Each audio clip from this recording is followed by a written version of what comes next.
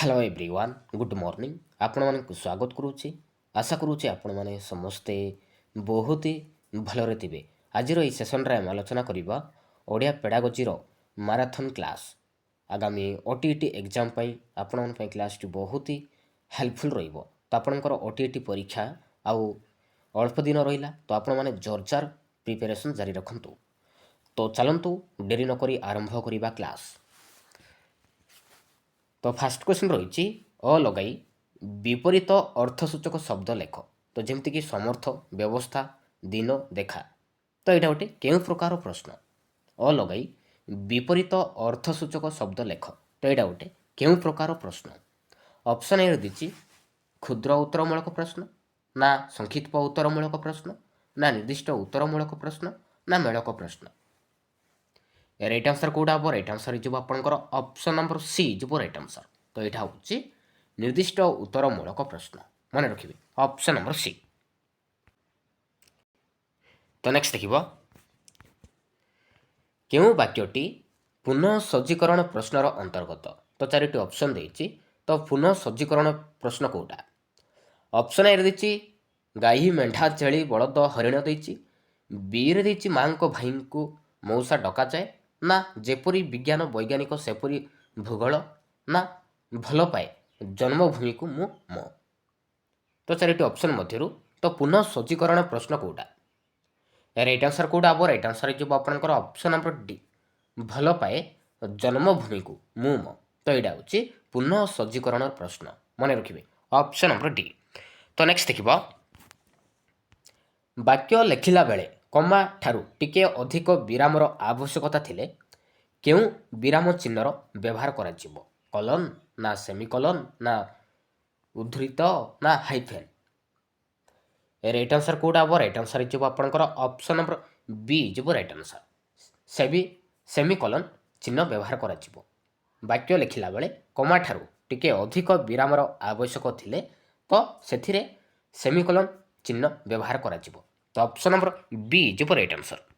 तो नेक्स्ट देखिबा केउ प्रकार प्रश्न बंधनी मध्य थिबा शब्द गुड़िक फूल व फलर नाम अलग करी लेख। तो यहाँ गोटे केउ प्रकार प्रश्न दृष्टांत मूलक ना वर्गीकरण मूलक ना पुनः सज्जीकरण ना सत्यासत्य।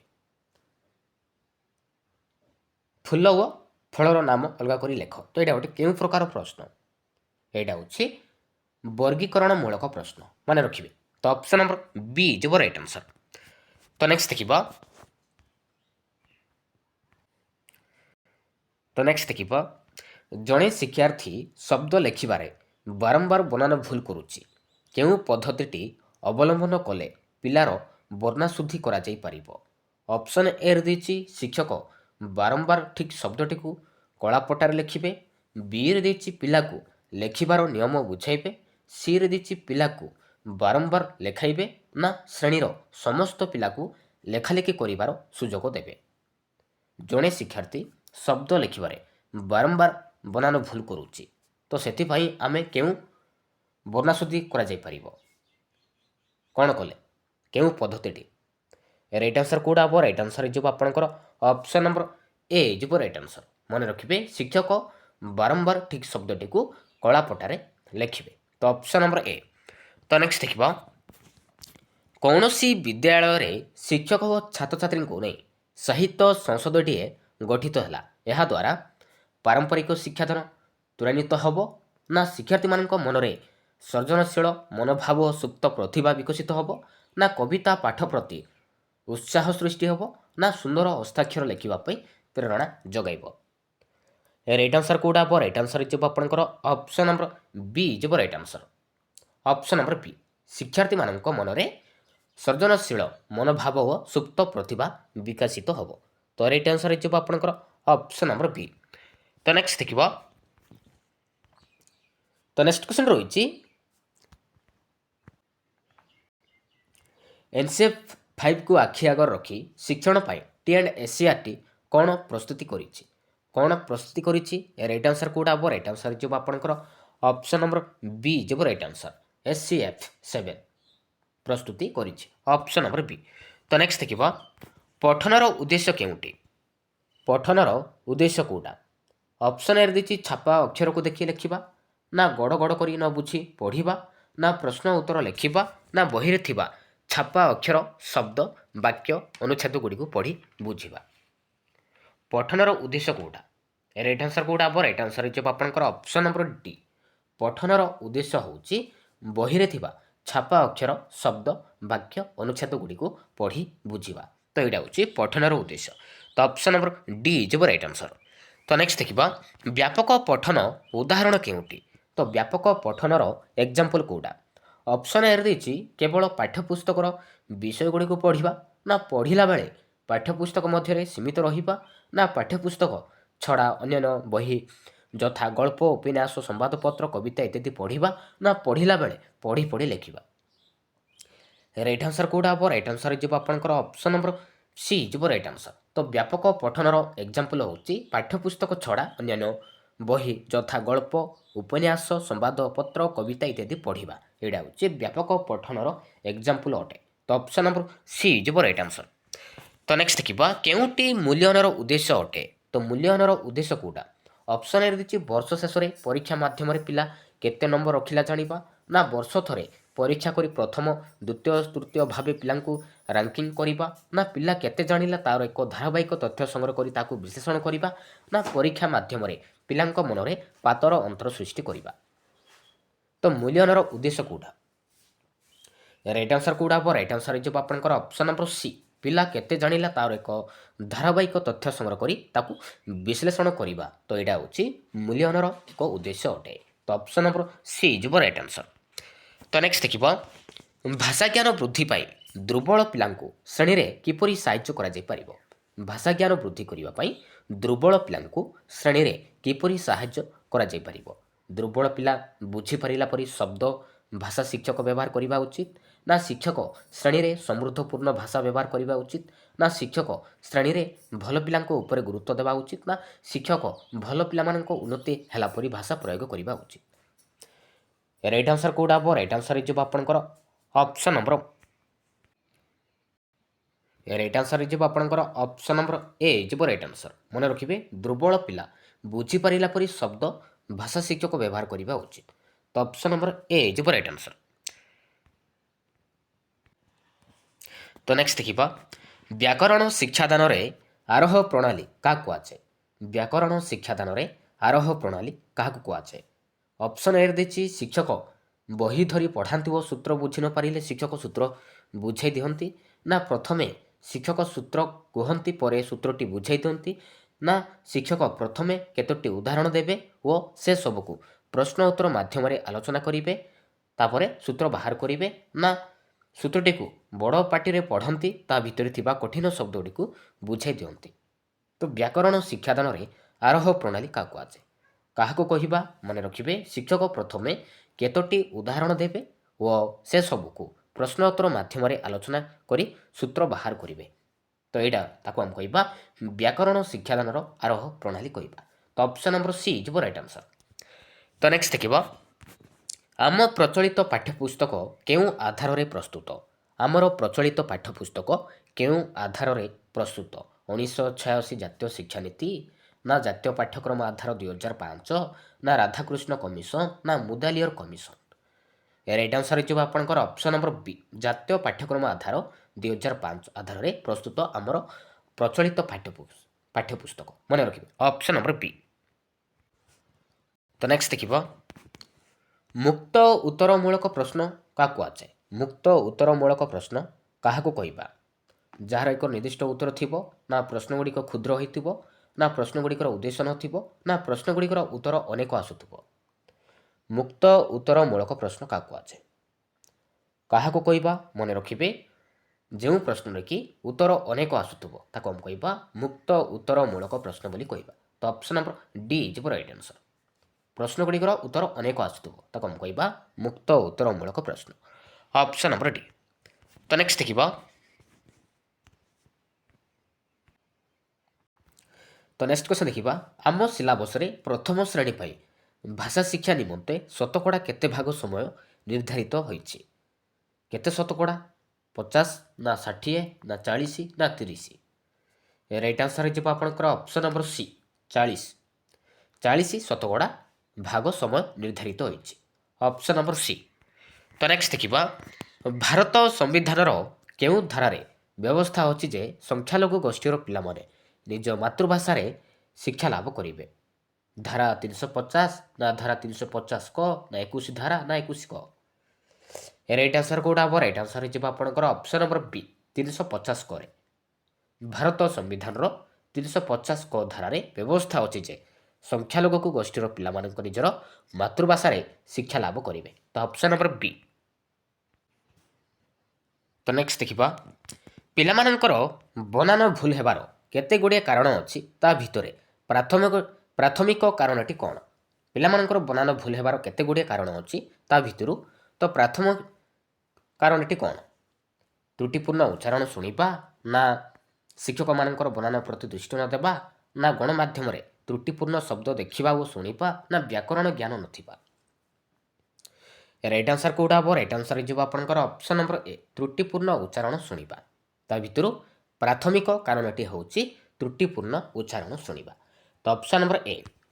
ତ ନେକ୍ସଟ ଦେଖିବ ଶିକ୍ଷକ ଶ୍ରେଣୀକୁ ଶିକ୍ଷାଦାନ ଦେବାକୁ ଯିବା ପୂର୍ବରୁ ତାଙ୍କର କାର୍ଯ୍ୟ କ'ଣ ହେବା ଦରକାର? ଶିକ୍ଷକ ଶ୍ରେଣୀକୁ ଶିକ୍ଷାଦାନ ଦେବାକୁ ଯିବା ପୂର୍ବରୁ ତାଙ୍କର କାମ କ'ଣ ହେବା ଦରକାର?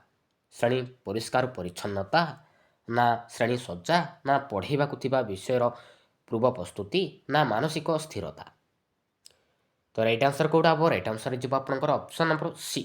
ଶିକ୍ଷକ ଶ୍ରେଣୀକୁ ଶିକ୍ଷାଦାନ ଦେବା ପୂର୍ବରୁ ତ ପ୍ରଥମେ ତାଙ୍କର କାମ ହେବା ଦରକାର ପଢ଼େଇବାକୁ ଥିବା ବିଷୟର ପୂର୍ବ ପ୍ରସ୍ତୁତି। ତ ଅପସନ୍ ନମ୍ବର ସି ଯିବ ରାଇଟ୍ ଆନ୍ସର। ତ ନେକ୍ସଟ ଦେଖିବ କେଉଁଟି ପ୍ରାକ୍ ଲିଖନ କାର୍ଯ୍ୟର ଅନ୍ତର୍ଭୁକ୍ତ ନୁହେଁ? ପ୍ରାକ୍ ଲିଖନର କାର୍ଯ୍ୟକ୍ରମ ଅନ୍ତର୍ଭୁକ୍ତ କୋଉଟା ନୁହେଁ?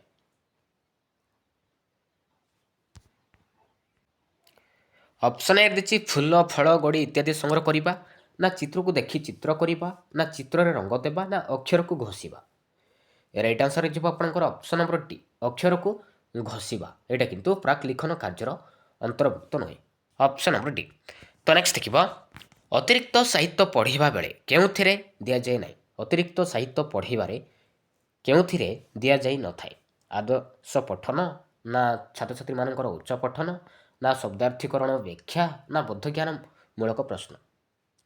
ରାଇଟ୍ ଆନ୍ସର ହେଇଯିବ ଆପଣଙ୍କର ଅପସନ୍ ନମ୍ବର ସି ଶବ୍ଦାର୍ଥୀକରଣ ଓ ବ୍ୟାଖ୍ୟା। Option number C. ତ ନେକ୍ସଟ ଦେଖିବା ମାତୃଭାଷା ଶିକ୍ଷାଦାନରେ ପ୍ରାଥମିକ ସ୍ତରରେ କେଉଁ ଦୁଇଟି କୌଶଳ ଗୁରୁତ୍ୱ ଦେବା ଉଚିତ? ମାତୃଭାଷା ଶିକ୍ଷାଦାନରେ ପ୍ରାଥମିକ ସ୍ତରରେ କେଉଁ ଦୁଇଟି କୌଶଳକୁ ଗୁରୁତ୍ୱ ଦେବା ଉଚିତ? କଥନ ଓ ପଠନକୁ, ନା ଶ୍ରବଣ ଓ ଲିଖନକୁ, ନା ପଠନ ଓ ଲିଖନକୁ, ନା ଶ୍ରବଣ ଓ କଥନକୁ? ରାଇଟ୍ ଆନ୍ସର କୋଉଟା ହେବ? ରାଇଟ୍ ଆନ୍ସର ହେଇଯିବ ଆପଣଙ୍କର ଅପସନ୍ ନମ୍ବର ଡି ମାତୃଭାଷା ଶିକ୍ଷାଦାନ ପ୍ରାଥମିକ ସ୍ତରରେ ତ ଶ୍ରବଣ କଥନ ଶୁଣିବା ଓ କହିବା এই ଦୁଇଟି କୌଶଳକୁ ପ୍ରଥମେ ଗୁରୁତ୍ୱ ଦେବା ଉଚିତ। ତ ଅପସନ୍ ନମ୍ବର ଡି। ତ ନେକ୍ସଟ ଦେଖିବା ବିଦ୍ୟାଳୟକୁ ଆସିବା ପୂର୍ବରୁ ଶିଶୁ କେଉଁ ଭାଷାରେ ଦକ୍ଷତା ଅର୍ଜନ କରିଥାଏ? ବିଦ୍ୟାଳୟକୁ ଆସିବା ପୂର୍ବରୁ ଶିଶୁ କେଉଁ ଭାଷାରେ ଦକ୍ଷତା ଅର୍ଜନ କରିଥାଏ? ଲିଖିତ ଭାଷା, ନା ବୌଦ୍ଧିକ ଭାଷା, ନା ମାନକ ଭାଷା, ନା କଥିତ ଭାଷା?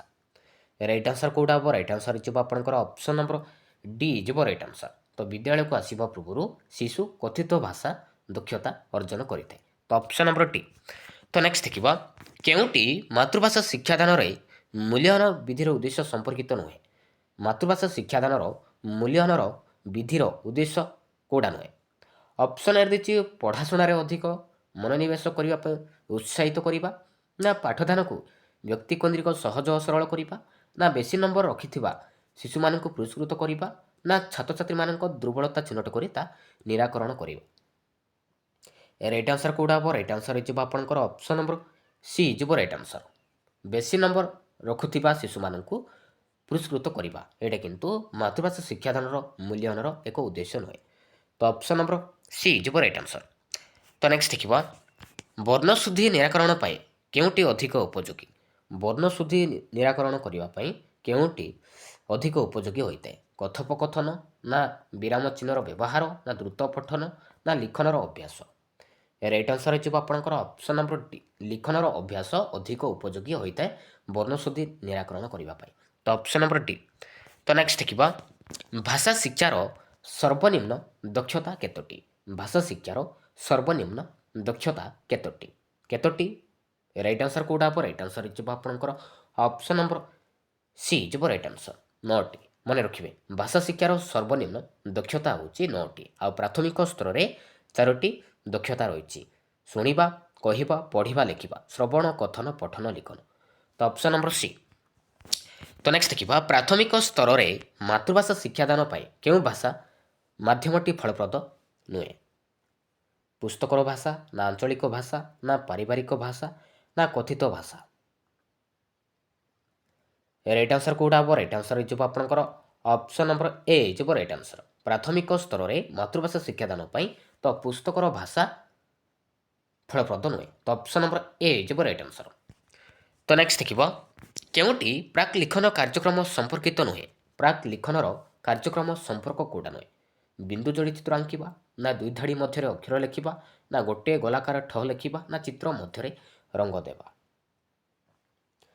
राइट आंसर कौटा हम राइट आंसर हो आपंकर ऑप्शन नंबर बी दुई धाड़ी मध्य अक्षर लिखा यहाँ किंतु प्राक लिखन कार्यक्रम संपर्क नुहे तो ऑप्शन नंबर बी।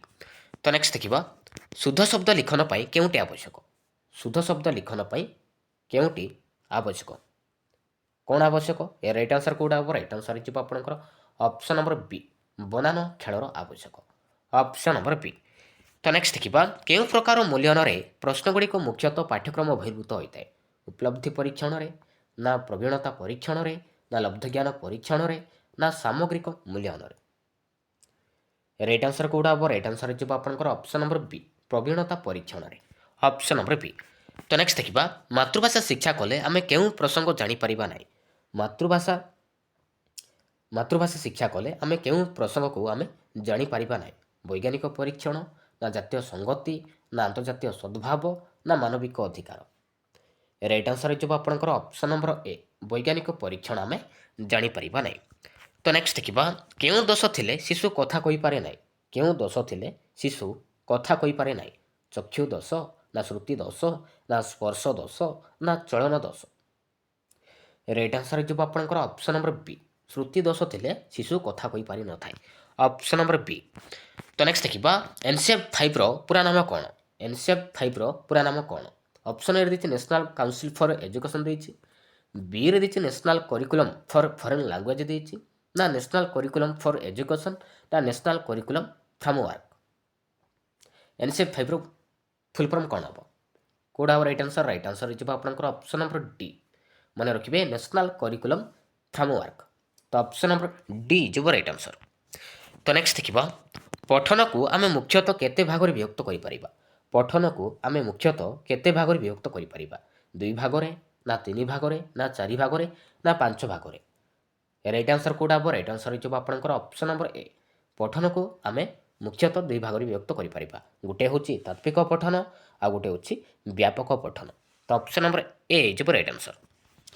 तो नेक्स्ट देखिए श्रेणी में परीक्षा उपयोगी जो पठन कराए कौन कहुए तात्विक पठन कहवा ना व्यापक पठन कहवा ना सरल पठन कहवा ना जटिल पठन कहवा राइट आंसर हो आपंकर ऑप्शन नंबर ए तात्विक पठन कहुए मन रखिए श्रेणी में परीक्षा उपयोगी जो पठन कराए आम कहवा तात्विक पठन बोली कहवा तो ऑप्शन नंबर ए जो राइट आंसर।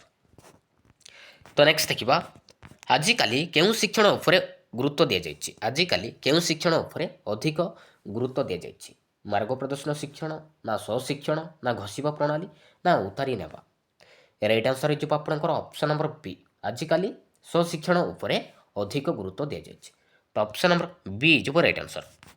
तो नेक्स्ट देखिए तात्विक पठन और व्यापक पठन मध्य केउटी शिशुपाई आनंददायक तो आमर दुईटी पठन हो गोटे हूँ तात्विक पठन आउ व्यापक पठन ये दुईटी पठन मध्य तो शिशुपाई केउं पठन आनंददायक होता है राइट आंसर कौड़ा हम राइट आंसर हो आपंकर ऑप्शन नंबर बी मन रखिए व्यापक पठन शिशुपाई अधिक आनंददायक होता है तो ऑप्शन नंबर बी जो राइट आंसर। तो नेक्स्ट देखिए गद्य शिक्षादान उद्देश्य केउटी नुहे गद्य शिक्षादान उद्देश्य कौटा नुहे चिंता शक्तिर विकास ना जुक्ति शक्तिर विकास ना कल्पना शक्तिर विकास ना गभीर रसानुभूति राइट आंसर हो आपंकर ऑप्शन नंबर डी गभीर रसानुभूति यहाँ किंतु गद्य शिक्षादान उद्देश्य नुहे तो चिंता शक्तिर विकास जुक्ति शक्तिर विकास कल्पना शक्तिर विकास ये तीनोटी हूँ गद्य शिक्षादान उद्देश्य किंतु गभीर रसानुभूति नुहे तो ऑप्शन नंबर डी। ତ ନେକ୍ସଟ ଦେଖିବା କେଉଁଟି ପଦ୍ୟ ଶିକ୍ଷାଦାନର ଉଦ୍ଦେଶ୍ୟ ନୁହେଁ। ଏବେ ପଚାରିଛି ପଦ୍ୟ ଶିକ୍ଷାଦାନର ଉଦ୍ଦେଶ୍ୟ କେଉଁଟା ନୁହେଁ। ରସବୋଧର ବିକାଶ ନା ସୌନ୍ଦର୍ଯ୍ୟବୋଧର ବିକାଶ ନା ବ୍ୟବହାରିକ ବ୍ୟାକରଣର ପ୍ରୟୋଗ ନା ଶବ୍ଦ ଜ୍ଞାନର ଅଭିବୃଦ୍ଧି। ରାଇଟ୍ ଆନ୍ସର ହେଇଯିବ ଆପଣଙ୍କର ଅପସନ୍ ନମ୍ବର ସି ବ୍ୟବହାରିକ ବ୍ୟାକରଣର ପ୍ରୟୋଗ। ଏଇଟା କିନ୍ତୁ ପଦ୍ୟ ଶିକ୍ଷାଦାନର ଉଦ୍ଦେଶ୍ୟ ନୁହେଁ। ତ ଅପସନ୍ ନମ୍ବର ସି। ତ ନେକ୍ସଟ ଦେଖିବା ଭାରତର ସମ୍ବିଧାନରେ କେତୋଟି ଭାଷାକୁ ସ୍ୱୀକୃତି ଦିଆଯାଇଛି। ଆମ ଭାରତରେ ତ କେତୋଟି ଭାଷାକୁ ସ୍ୱୀକୃତି ଦିଆଯାଇଛି। କେତୋଟି ଭାଷାକୁ ରାଇଟ୍ ଆନ୍ସର ହେଇଯିବ ଆପଣଙ୍କର ଅପସନ୍ ନମ୍ବର ସି 22ଟି ଭାଷାକୁ। ମନେ ରଖିବେ 22ଟି ଭାଷାକୁ ଆମ ଭାରତରେ ସ୍ୱୀକୃତି ଦିଆଯାଇଛି। ତ ଅପସନ୍ ନମ୍ବର ସି। ତ ନେକ୍ସଟ ଦେଖିବା ଶଙ୍କର ଜାତୀୟ ଭାଷା କ'ଣ। ଶଙ୍କର ଜାତୀୟ ଭାଷା କାହାକୁ କୁହାଯାଏ। ନିରୁତା ଭାଷାକୁ ନା ଇଂରାଜୀ ଭାଷାକୁ ନା ଯେଉଁ ଭାଷାରେ ବିଭିନ୍ନ ଭାଷାର ଶବ୍ଦ ମିଶିଥାଏ ନା ଶିବଙ୍କ ମୁଖ ନିଃସୃତ ଭାଷାକୁ। ରାଇଟ୍ ଆନ୍ସର ହେଇଯିବ ଆପଣଙ୍କର ଅପସନ୍ ନମ୍ବର ସି ହେଇଯିବ ରାଇଟ୍ ଆନ୍ସର। ମନେ ରଖିବେ ଯେଉଁ ଭାଷାରେ ବିଭିନ୍ନ ଭାଷାର ଶବ୍ଦ ମିଶିଥାଏ ତାକୁ ଆମେ କହିବା ଶଙ୍କର ଜାତୀୟ ଭାଷା ବୋଲି କହିବା। ତ ଅପସନ୍ ନମ୍ବର ସି। ତ ନେକ୍ସଟ ଦେଖିବା ଶ୍ରୁତ ଲିଖନ କେଉଁ ଦୁଇଟି କୌଶଳ ଉପରେ ପର୍ଯ୍ୟବେସିତ। ଶ୍ରୁତ ଲିଖନ କେଉଁ ଦୁଇଟି କୌଶଳ ଉପରେ ପର୍ଯ୍ୟବେସିତ। ଦର୍ଶନ ଲିଖନ କୌଶଳ ନା ଶ୍ରବଣ ଲିଖନ କୌଶଳ ନା ଦର୍ଶନ ଶ୍ରବଣ କୌଶଳ ନା ଲିଖନ ଓ ବର୍ଣ୍ଣନା କୌଶଳ। ରାଇଟ୍ ଆନ୍ସର କେଉଁଟା ହେବ। ରାଇଟ୍ ଆନ୍ସର ଯିବ ଆପଣଙ୍କର ଅପସନ୍ ନମ୍ବର ବି ଶ୍ରବଣ ଲିଖନ କୌଶଳ। ଶୁଣିବା ଓ ଲେଖିବା ଏ ଦୁଇଟି କୌଶଳ ଉପରେ ପର୍ଯ୍ୟବେସିତ ଶ୍ରୁତ ଲିଖନ ପାଇଁ। ତ ଅପସନ୍ ନମ୍ବର ବି ଯିବ ରାଇଟ୍ ଆନ୍ସର। ତ ନେକ୍ସଟ ଦେଖିବା ଲିଖନର ବିକାଶ ଠିକ୍ ହେଲା ବୋଲି ଆମେ କେତେବେଳେ ଜାଣିବା। ଲିଖନର ବିକାଶ ଠିକ୍ ହେଲା ବୋଲି ଆମେ କେତେବେଳେ ଜାଣିବା। କେତେବେଳେ ଜାଣିବା ଯେତେବେଳେ ପିଲା ଶବ୍ଦ ଲେଖିପାରିବ ନା ଯେତେବେଳେ ବାକ୍ୟ ଲେଖିପାରିବ ନା ଯେତେବେଳେ ପିଲା ନିଜ ମନରୁ ରଚନା ବା ଅନୁଚ୍ଛେଦଟି ଲେଖିପାରିବ ନା ଯେତେବେଳେ ଠିକ୍ ଭାବେ ଶୁଣି ଲେଖିପାରିବ। ଆମେ କେତେବେଳେ ଜାଣିପାରିବା ପିଲାର ଲିଖନର ବିକାଶ ଠିକ୍ ହେଲା ବୋଲି। ମନେ ରଖିବେ ଯେତେବେଳେ କି ପିଲା ନିଜ ମନରୁ ରଚନା ବା ଅନୁଚ୍ଛେଦ ଲେଖିପାରିବ ତ ସେତେବେଳେ ଆମେ ଜାଣିପାରିବା ପିଲାର ଲିଖନର ବିକାଶ ଠିକ୍ ହେଲା ବୋଲି। ମନେ ରଖିବେ। ତ ଅପସନ୍ ନମ୍ବର ସି। ତ ନେକ୍ସଟ ଦେଖିବା ସୃଜନାତ୍ମକ ଲିଖନ କ'ଣ। ସୃଜନାତ୍ମକ ଲିଖନ କ'ଣ। ଶୁଣି ଶୁଣି ଲେଖିବା ନା ଦେଖି ଦେଖି ଲେଖିବା ନା ବାରମ୍ବାର କଟାକଟି କରି ଲେଖିବା ନା ଗୋଟିଏ ନୂଆ ଚିନ୍ତା କଳ୍ପନାକୁ ନେଇ ଲେଖିବା। ରାଇଟ୍ ଆନ୍ସର କେଉଁଟା ହେବ। ରାଇଟ୍ ଆନ୍ସର ହେଇଯିବ ଆପଣଙ୍କର ଅପସନ୍ ନମ୍ବର ଡି ଯିବ ରାଇଟ୍ ଆନ୍ସର। ମନେ ରଖିବେ ସୃଜନାତ୍ମକ ଲିଖନ ହେଉଛି ଗୋଟିଏ ନୂଆ ଚିନ୍ତା କଳ୍ପନାକୁ ନେଇ ଲେଖିବା। ସେଇଟାକୁ ଆମେ କହିବା ସୃଜନାତ୍ମକ ଲିଖନ ବୋଲି କହିବା। ତ ଅପସନ୍ ନମ୍ବର ଡି ଯିବ ରାଇଟ୍ ଆନ୍ସର। ତ ନେକ୍ସଟ ଦେଖିବା MLEର ପୁରା ନାମ କ'ଣ। MLEର ଫୁଲ୍ ଫର୍ମ କ'ଣ ହେବ। MLE ମଦର ଲିଙ୍ଗୁଆଲ୍ ଏଜୁକେସନ୍ ନା ମଲ୍ଟି ଲିଙ୍ଗୁଆଲ୍ ଏଜୁକେସନ୍ ନା ମାସ୍ ଲିଙ୍ଗୁଆଲ୍ ଏଜୁକେସନ୍ ନା ମଦର ଲିଙ୍ଗୁଇଷ୍ଟିକ୍ ଏଜୁକେସନ୍। ରାଇଟ୍ ଆନ୍ସର କେଉଁଟା ହେବ। ରାଇଟ୍ ଆନ୍ସର ହେଇଯିବ ଆପଣଙ୍କର ଅପସନ୍ ନମ୍ବର ବି ଯିବ ରାଇଟ୍ ଆନ୍ସର। MLEର ପୁରା ନାମ ହେଉଛି ମଲ୍ଟି ଲିଙ୍ଗୁଆଲ୍ ଏଜୁକେସନ୍। ମନେ ରଖିବେ ଅପସନ୍ ନମ୍ବର ବି। ତ ନେକ୍ସଟ ଦେଖିବା କେଉଁ କାର୍ଯ୍ୟଟି ମାତୃଭାଷାର ଦକ୍ଷତା ବୃଦ୍ଧି କରିନଥାଏ। କେଉଁ କାମଟି ମାତୃଭାଷାର ଦକ୍ଷତାକୁ ବୃଦ୍ଧି କରିନଥାଏ। ଭାବର ଆଦାନ ପ୍ରଦାନ ନା ବୋଧ ଜ୍ଞାନର ବିକାଶ ନା ଶବ୍ଦ ଜ୍ଞାନର ବୃଦ୍ଧି ନା ପାଠ୍ୟପୁସ୍ତକ ପାଠ। ରାଇଟ୍ ଆନ୍ସର କେଉଁଟା ହେବ। ରାଇଟ୍ ଆନ୍ସର ହେଇଯିବ ଆପଣଙ୍କର ଅପସନ୍ ନମ୍ବର ଡି ଯିବ ରାଇଟ୍ ଆନ୍ସର। ମନେ ରଖିବେ ପାଠ୍ୟପୁସ୍ତକ ପାଠ। ମନେ ରଖିବେ ପାଠ୍ୟପୁସ୍ତକ ପାଠଟି ମାତୃଭାଷାର ଦକ୍ଷତା ବୃଦ୍ଧି କରିନଥାଏ। ତ ଅପସନ୍ ନମ୍ବର ଡି। ତ ନେକ୍ସଟ ଦେଖିବା ଶିଶୁର ବୋଧଜ୍ଞାନ ଆହରଣ କେଉଁ ଦକ୍ଷତା ଯୋଗୁଁ ହୋଇଥାଏ। ଶିଶୁର ବୋଧଜ୍ଞାନ ଆହରଣ କେଉଁ ଦକ୍ଷତା ଯୋଗୁଁ ହୋଇଥାଏ। ଶ୍ରବଣ ପଠନ ନା ପଠନ କଥନ ନା କଥନ ଓ ଶ୍ରବଣ ନା ଲିଖନ ଓ ଶ୍ରବଣ। ରାଇଟ୍ ଆନ୍ସର କେଉଁଟା ହେବ। ରାଇଟ୍ ଆନ୍ସର ହେଇଯିବ ଆପଣଙ୍କର ଅପସନ୍ ନମ୍ବର ଏ ଶୁଣିବା ପଢ଼ିବା এই ଦୁଇଟି ଦକ୍ଷତା ଯୋଗୁଁ ହୋଇଥାଏ ଶିଶୁର ବୋଧଜ୍ଞାନ। ମନେ ରଖିବେ। ତ ଅପସନ୍ ନମ୍ବର ଏ ହେଇଯିବ ରାଇଟ୍ ଆନ୍ସର ଶ୍ରବଣ ଓ ପଠନ ଶୁଣିବା ଓ ପଢ଼ିବା। ତ ନେକ୍ସଟ ଦେଖିବା କାଲଭେରିଆ ମାତୃତ୍ୱର ଆନନ୍ଦ ପାଉଥିଲା। ତ ଏଇଟା ଗୋଟେ କେଉଁ ପ୍ରକାର ପ୍ରଶ୍ନ। କାଲଭେରିଆ ମାତୃତ୍ୱର ଆନନ୍ଦ ପାଉଥିଲା ତ ଏଇଟା ଗୋଟେ କି ପ୍ରକାର ପ୍ରଶ୍ନ। ବସ୍ତୁନିଷ୍ଠ ନା ନିର୍ଦ୍ଦିଷ୍ଟ ନା ଦୀର୍ଘ ନା ସଂକ୍ଷିପ୍ତ। ଏଇଟା ହେଉଛି ଦୀର୍ଘ ଉତ୍ତରମୂଳକ ପ୍ରଶ୍ନ। କାଲଭେରିଆ ମାତୃତ୍ୱର ଆନନ୍ଦ ପାଉଥିଲା ତ ଏଇଟା ହେଉଛି ଦୀର୍ଘ ଉତ୍ତରମୂଳକ ପ୍ରଶ୍ନ ଯେଉଁଟାକି ଲଙ୍ଗ କ୍ୱେଶ୍ଚିନ୍। ତ ଅପସନ୍ ନମ୍ବର ସି ଯିବ ରାଇଟ୍ ଆନ୍ସର। ତ ନେକ୍ସଟ ଦେଖିବା ମୌଖିକ କାହା ମାଧ୍ୟମରେ କରାଯାଇଥାଏ। ମୌଖିକ କାହା ମାଧ୍ୟମରେ କରାଯାଇଥାଏ। ପେନସିଲ୍ ଓ କାଗଜ ମାଧ୍ୟମରେ ନା କଥୋପକଥନ ଓ ସାକ୍ଷାତ ମାଧ୍ୟମରେ ନା ପ୍ରଶ୍ନୋତ୍ତର ମାଧ୍ୟମରେ ନା ଗୃହକର୍ମ ମାଧ୍ୟମରେ। ମୌଖିକ କାହା ମାଧ୍ୟମରେ କରାଯାଏ। ମନେ ରଖିବେ କଥାବାର୍ତ୍ତାରୁ ଆଉ ଫେସ୍ ଟୁ ଫେସ୍ କଥୋପକଥନ ଓ ସାକ୍ଷାତକାର ମାଧ୍ୟମରେ ମୁହାଁମୁହିଁ ଭାବେ। ମନେ ରଖିବେ। ତ ଅପସନ୍ ନମ୍ବର ବି तो नेक्स्ट देखा तो लिखित परीक्षा केउं प्रकार प्रश्न रहिबो नाही लिखित परीक्षा केउं प्रकार प्रश्न रहिबो नाही लेखिबा परीक्षा केउं प्रकार प्रश्न रहिबो नाही दीर्घ उत्तरमूलक प्रश्न ना मौलिक प्रश्न ना संक्षिप्त उत्तरमूलक प्रश्न ना वस्तुनिष्ठ प्रश्न मन रखिबे वस्तुनिष्ठ प्रश्न लिखित परीक्षा न थाए तो दीर्घ उत्तरमूलक थाए मौलिक प्रश्न थाए संक्षिप्त उत्तरमूलक प्रश्न मध्य थाए किंतु वस्तुनिष्ठ प्रश्न न थाए तो राइट आंसर हो आपनकर option number D.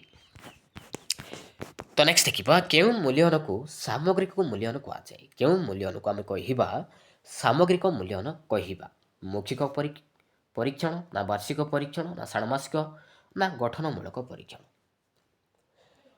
Right answer कौटा हम राइट आंसर हो आपंकर ऑप्शन नंबर डी गठनमूलक परीक्षण को आम कहवा सामग्रिक मूल्यांकन कहुए तो ऑप्शन नंबर डी। तो नेक्स्ट देखिबा केउंटी दीर्घ उत्तरमूलक प्रश्नर उदाहरण दीर्घ उत्तरमूलक प्रश्नर उदाहरण कौटा ऑप्शन ए रही डोरी पक्षी देखा किपरि बी रही कलामाणिक कवितार सारमर्म लेख सी रही चुनी चुनी परी आउ केतोटी शब्द लेख डी रही सुना फुल एठारे क्या कहुई तो भितर कौटा गोटे दीर्घ उत्तरमूलक प्रश्न मन रखिए कलामाणिक कवितार सारमर्म लेख जोड़ा कि 150 रु अधिक शब्द लिखा से कहवा दीर्घ उत्तरमूलक प्रश्न कहवा लंग क्वेश्चन मन रखिए तो ऑप्शन नंबर बी। तो नेक्स्ट देखिबा केउंटी मुक्त उत्तरमूलक उत्तरमूलक प्रश्न कौटा काउ देखा किपरि ना काहू आउ केउ नाम डका जाए ना तुम्हें जदि चढ़ई होता कौन कर उपरोक्त मध्य केउंटी नुहे तो चारोटी ऑप्शन मध्य तो मुक्त उत्तरमूलक प्रश्न क्या कहुए मुक्त उत्तरमूलक प्रश्न कौटा कौटा राइट आंसर हो आपंकर ऑप्शन नंबर सी जो राइट आंसर तुम्हें जदि चढ़ई होता कौन करटा हूँ मुक्त उत्तरमूलक प्रश्न जोटा कि जो प्रश्न कि उत्तर अनेक आसुव ताको हम कहवा मुक्त उत्तरमूलक प्रश्न कहवा मन रखिए तो तुम्हें जदि चढ़ई होता कौन करता तो विभिन्न प्रकार उत्तर आसो भितर तो ताको हम कहवा मुक्त उत्तरमूलक प्रश्न तो ऑप्शन नंबर सी जो राइट आंसर। तो नेक्स्ट देखिए शिशु क्यों भाषा माध्यम तार चिंता और चेतना को जागृत करें शिशु क्यों भाषा माध्यम तार चिंता और चेतना को जागृत करें इंग्राजी भाषा ना ओडिया भाषा ना संस्कृत भाषा ना मातृभाषा राइट आंसर हो आपंकर ऑप्शन नंबर डी मातृभाषा मन रखिए शिशु मातृभाषा माध्यम तार चिंता और चेतना को जागृत करें तो ऑप्शन नंबर डी जो राइट आंसर। तो नेक्स्ट देखिए मातृभूमि मातृभाषा रे ममता जा हृदय जन्मी नाई तांकु जेबे ज्ञानी गणरे गणिबा अज्ञान रहिबे काई तो मातृभाषा को भल पाइबा संपर्क रे तो यहाँ को क्यों कवि लिखिंट राधानाथ राय ना मधुसूदन राव ना गंगाधर मेहर ना फकीरमोहन सेनापति राइट आंसर हो आपंकर ऑप्शन नंबर सी गंगाधर मेहर लिखिंट मन रखिए ऑप्शन नंबर सी। तो नेक्स्ट देखिए सृजनशीलता व उदारता शिशुपाई चाबिकाठी बोली किए कहते सृजनशीलता व उदारता शिशुपाई चाबिकाठी बोली किए कहते प्रोफेसर जसपाल ना विश्वकवि रवींद्रनाथ ना स्पेंसर ना गोपालकृष्ण गोखेल मन रखिए प्रोफेसर जसपाल लिखिते सृजनशीलता और उदारता शिशुपाई चाबिकाठी बोली किए लिखिते ना professor Jaspal option number A. तो नेक्स्ट देखिए निम्न दि जाइथिबा प्रश्नगुड़िक मध्यरु केउंटी बोधात्मक प्रश्न तो चारोटी ऑप्शन रु तो बोधात्मक प्रश्न कौटा आकाशर विपरीतार्थवाचक शब्द लेख ना कखारु फूल देखा केउं रंगर ना दुईटी फलर नाम कुह ना वृक्षलता आमर कहीं दरकार तो बोधात्मक प्रश्न कौटा राइट आंसर कौटा हम राइट आंसर हो आपंकर ऑप्शन नंबर डी वृक्षलता आमर कहीं दरकार तो यहाँ हूँ दीर्घ उत्तरमूलक प्रश्न को आम कहवा बोधात्मक प्रश्न वृक्षलता आमर कहीं दरकार सी विषय आम लिखा तो ऑप्शन नंबर डी। तो नेक्स्ट देखिए क्यों पठन द्वारा प्रसंग निहित भावधारा बुझापी शिक्षार्थी माने समर्थ होती क्यों पठन द्वारा प्रसंग निहित भावधारा बुझापी शिक्षार्थी माने समर्थ होता द्रुत पठन ना नीरव पठन ना उच्च पठन ना दलगत पठन राइट आंसर हो आपंकर ऑप्शन नंबर बी जो राइट आंसर नीरव पठन द्वारा प्रसंग निहित भावधारा बुझापी शिक्षार्थी माने समर्थ ହୋଇଥାନ୍ତି। ଅପସନ୍ ନମ୍ବର ବି। ତ ନେକ୍ସଟ ଦେଖିବା ସୂର୍ଯ୍ୟଙ୍କର 3ଟି ପ୍ରତିଶବ୍ଦ ଲେଖି ବାକ୍ୟରେ ବ୍ୟବହାର କର। ତ ଏଇଟା ଗୋଟେ କେଉଁ ପ୍ରକାର ପ୍ରଶ୍ନ? ସୂର୍ଯ୍ୟଙ୍କର 3ଟି ପ୍ରତିଶବ୍ଦ ଲେଖି ବାକ୍ୟରେ ବ୍ୟବହାର କରିବା। ତ ଏଇଟା ଗୋଟେ କେଉଁ ପ୍ରକାର ପ୍ରଶ୍ନ? ପୁନଃ ସଜ୍ଜୀକରଣ, ନା ନିର୍ଦ୍ଦିଷ୍ଟ ଉତ୍ତରମୂଳକ, ନା ସଂକ୍ଷିପ୍ତ ଉତ୍ତରମୂଳକ, ନା ସତ୍ୟାସତ୍ୟ? ତ ଏଇଟା ହେଉଛି ସଂକ୍ଷିପ୍ତ ଉତ୍ତରମୂଳକ ପ୍ରଶ୍ନ। ମନେ ରଖିବେ ଅପସନ୍ ନମ୍ବର ସି ଯିବ ରାଇଟ୍ ଆନ୍ସର। ତ ନେକ୍ସଟ ଦେଖିବା କେଉଁଟି ସାମଗ୍ରିକ ମୂଲ୍ୟାୟନ ନୁହେଁ? ତ ସାମଗ୍ରିକ ମୂଲ୍ୟାୟନର କେଉଁଟା ନୁହେଁ? ଜ୍ଞାନାତ୍ମକ ଉଦ୍ଦେଶ୍ୟ, ନା ଅଭିବ୍ୟକ୍ତିମୂଳକ ଉଦ୍ଦେଶ୍ୟ, ନା ବୋଧାତ୍ମକ ଉଦ୍ଦେଶ୍ୟ, ନା ପ୍ରବଣତା ପରୀକ୍ଷଣ? ରାଇଟ୍ ଆନ୍ସର ହେଇଯିବ ଆପଣଙ୍କର ଅପସନ୍ ନମ୍ବର ଡି ପ୍ରବଣତା ପରୀକ୍ଷଣ କିନ୍ତୁ ସାମଗ୍ରିକ ମୂଲ୍ୟାୟନ ନୁହେଁ। ତ ଜ୍ଞାନାତ୍ମକ ଉଦ୍ଦେଶ୍ୟ, ଅଭିବ୍ୟକ୍ତିମୂଳକ ଉଦ୍ଦେଶ୍ୟ, ବୋଧାତ୍ମକ ଉଦ୍ଦେଶ୍ୟ ଏଇଟା ହେଉଛି ସାମଗ୍ରିକ ମୂଲ୍ୟାୟନ କିନ୍ତୁ ପ୍ରବଣତା ପରୀକ୍ଷଣ ନୁହେଁ। ତ ଅପସନ୍ ନମ୍ବର ଡି। ତ ନେକ୍ସଟ ଦେଖିବା ବୋଧଜ୍ଞାନ ଦକ୍ଷତାର ବିକାଶ ପାଇଁ କେଉଁ କାର୍ଯ୍ୟ ଅଧିକ ଆବଶ୍ୟକ? ବୋଧଜ୍ଞାନ ଦକ୍ଷତା ବିକାଶ ପାଇଁ କେଉଁ କାମଟି ଅଧିକ ଆବଶ୍ୟକ ହୋଇଥାଏ? କଥନର, ନା ଲିଖନର, ନା ବ୍ୟାକରଣ ଜ୍ଞାନ, ନା ପଠନ? ମନେ ରଖିବେ ପଠନର, ପଢ଼ିବାର। ମନେ ରଖିବେ ପଠନର ବୋଧଜ୍ଞାନ ଦକ୍ଷତା ପାଇଁ ଅଧିକ ଆବଶ୍ୟକ ହୋଇଥାଏ। ତ ଅପସନ୍ ନମ୍ବର ଡି ଯିବ ରାଇଟ୍ ଆନ୍ସର। ତ ନେକ୍ସଟ ଦେଖିବା କେଉଁଟି ଭାଷା ଶିକ୍ଷାର ସର୍ବନିମ୍ନ ଦକ୍ଷତା ନୁହେଁ? ତ ଆମର ଭାଷା ଶିକ୍ଷାର ସର୍ବନିମ୍ନ ଦକ୍ଷତା କେତୋଟି? 9ଟି ନା? ତ ଭାଷା ଶିକ୍ଷା ପାଇଁ ଅନେକ ଗୁଡ଼ିଏ ଦକ୍ଷତା ଥିଲେ ମଧ୍ୟ ପ୍ରାଥମିକ ସ୍ତରରେ ଶୁଣିବା, କହିବା, ପଢ଼ିବା, ଲେଖିବା ଏହି 4ଟି ଦକ୍ଷତା ଉପରେ ବିଶେଷ ଦୃଷ୍ଟି ଦିଆଯାଇଛି। ମନେ ରଖିବେ ତ ବ୍ୟାକରଣ ସୂତ୍ର ଜାଣିବା ଏଇଟା କିନ୍ତୁ ଭାଷା ଶିକ୍ଷାର ସର୍ବନିମ୍ନ ଦକ୍ଷତା ନୁହେଁ। ତ ଅପସନ୍ ନମ୍ବର ବି ଯିବ ରାଇଟ୍ ଆନ୍ସର।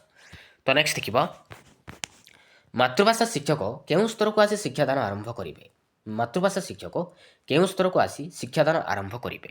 କେଉଁ ସ୍ତରକୁ ଆସି ଶିକ୍ଷାଦାନ ଆରମ୍ଭ କରିବେ? ପିଲାର ସ୍ତରକୁ, ନା ନିଜର ଜ୍ଞାନ ସ୍ତରକୁ, ନା ପଠିତ ପୁସ୍ତକ ସ୍ତରକୁ, ନା ପାଠ୍ୟପୁସ୍ତକ ସ୍ତରକୁ? ମନେ ରଖିବେ ପିଲାର ସ୍ତରକୁ। ମାତୃଭାଷା ଶିକ୍ଷକ ତ ପିଲାର ସ୍ତରକୁ ଆସି ଶିକ୍ଷାଦାନ ଆରମ୍ଭ କରିବେ। ତ ଅପସନ୍ ନମ୍ବର ଏ। ତ ନେକ୍ସଟ ଦେଖିବା ମାତୃଭାଷା ଶିକ୍ଷା ଦେବା ପୂର୍ବରୁ ଶିକ୍ଷକ ପ୍ରଥମେ କ'ଣ କରିବେ? ମାତୃଭାଷା ଶିକ୍ଷା ଦେବା ପୂର୍ବରୁ ଶିକ୍ଷକ ପ୍ରଥମେ କ'ଣ କରିବେ? ପିଲାଟି କ'ଣ ଜାଣିଛି ତାହା ଜାଣିବା, ନା ପିଲାଟି କ'ଣ ପଢ଼ିବ ତାହା ଜାଣିବା, ନା ପିଲାଟି ମାତୃଭାଷା ପାଇଁ କେତେକ ଆଗ୍ରହୀ ଜାଣିବା, ନା ପିଲାର ପରିବାର ସମ୍ପର୍କରେ ଜାଣିବା? ତ ମାତୃଭାଷା ଶିକ୍ଷା ଦେବା ପୂର୍ବରୁ ତ ଶିକ୍ଷକ କ'ଣ କରିବେ ନା ପ୍ରଥମେ କାମ କରିବେ ନା ପିଲାଟି କ'ଣ ଜାଣିଛି ତା ବିଷୟରେ ଜାଣିବା ପାଇଁ ପ୍ରଥମେ ଚେଷ୍ଟା କରିବେ। ତ ଅପସନ୍ ନମ୍ବର ଏ ପିଲାଟି କ'ଣ ଜାଣିଛି ତା ଜାଣିବା। ତ ଅପସନ୍ ନମ୍ବର ଏ ଯିବ ରାଇଟ୍ ଆନ୍ସର। ତ ନେକ୍ସଟ ଦେଖିବା ଶିଶୁଟି ଜନ୍ମ ହେବା ପରେ ପ୍ରଥମେ କେଉଁ ଦକ୍ଷତା ଅର୍ଜନ କରିବାକୁ ଚେଷ୍ଟା କରେ? ଶିଶୁଟି ଜନ୍ମ ହେବା ପରେ ପ୍ରଥମେ କେଉଁ ଦକ୍ଷତା ଅର୍ଜନ କରିବାକୁ ଚେଷ୍ଟା କରିଥାଏ? ହସିବା, ନା କାନ୍ଦିବା, ନା ଶୁଣିବା, ନା ଖେଳିବା? ତ ଏଥିରେ କାନ୍ଦିବା ଦେଇଛି। ଶିଶୁଟି ଜନ୍ମ ହେବା ପରେ ତ କ'ଣ କରେ? କାନ୍ଦେ ନା? ତ ଦକ୍ଷତା ପଚାରିଛି ଏଥିରେ ଆମର କେତୋଟି ଦକ୍ଷତା ଅଛି? 9ଟି ଅଛି ନା?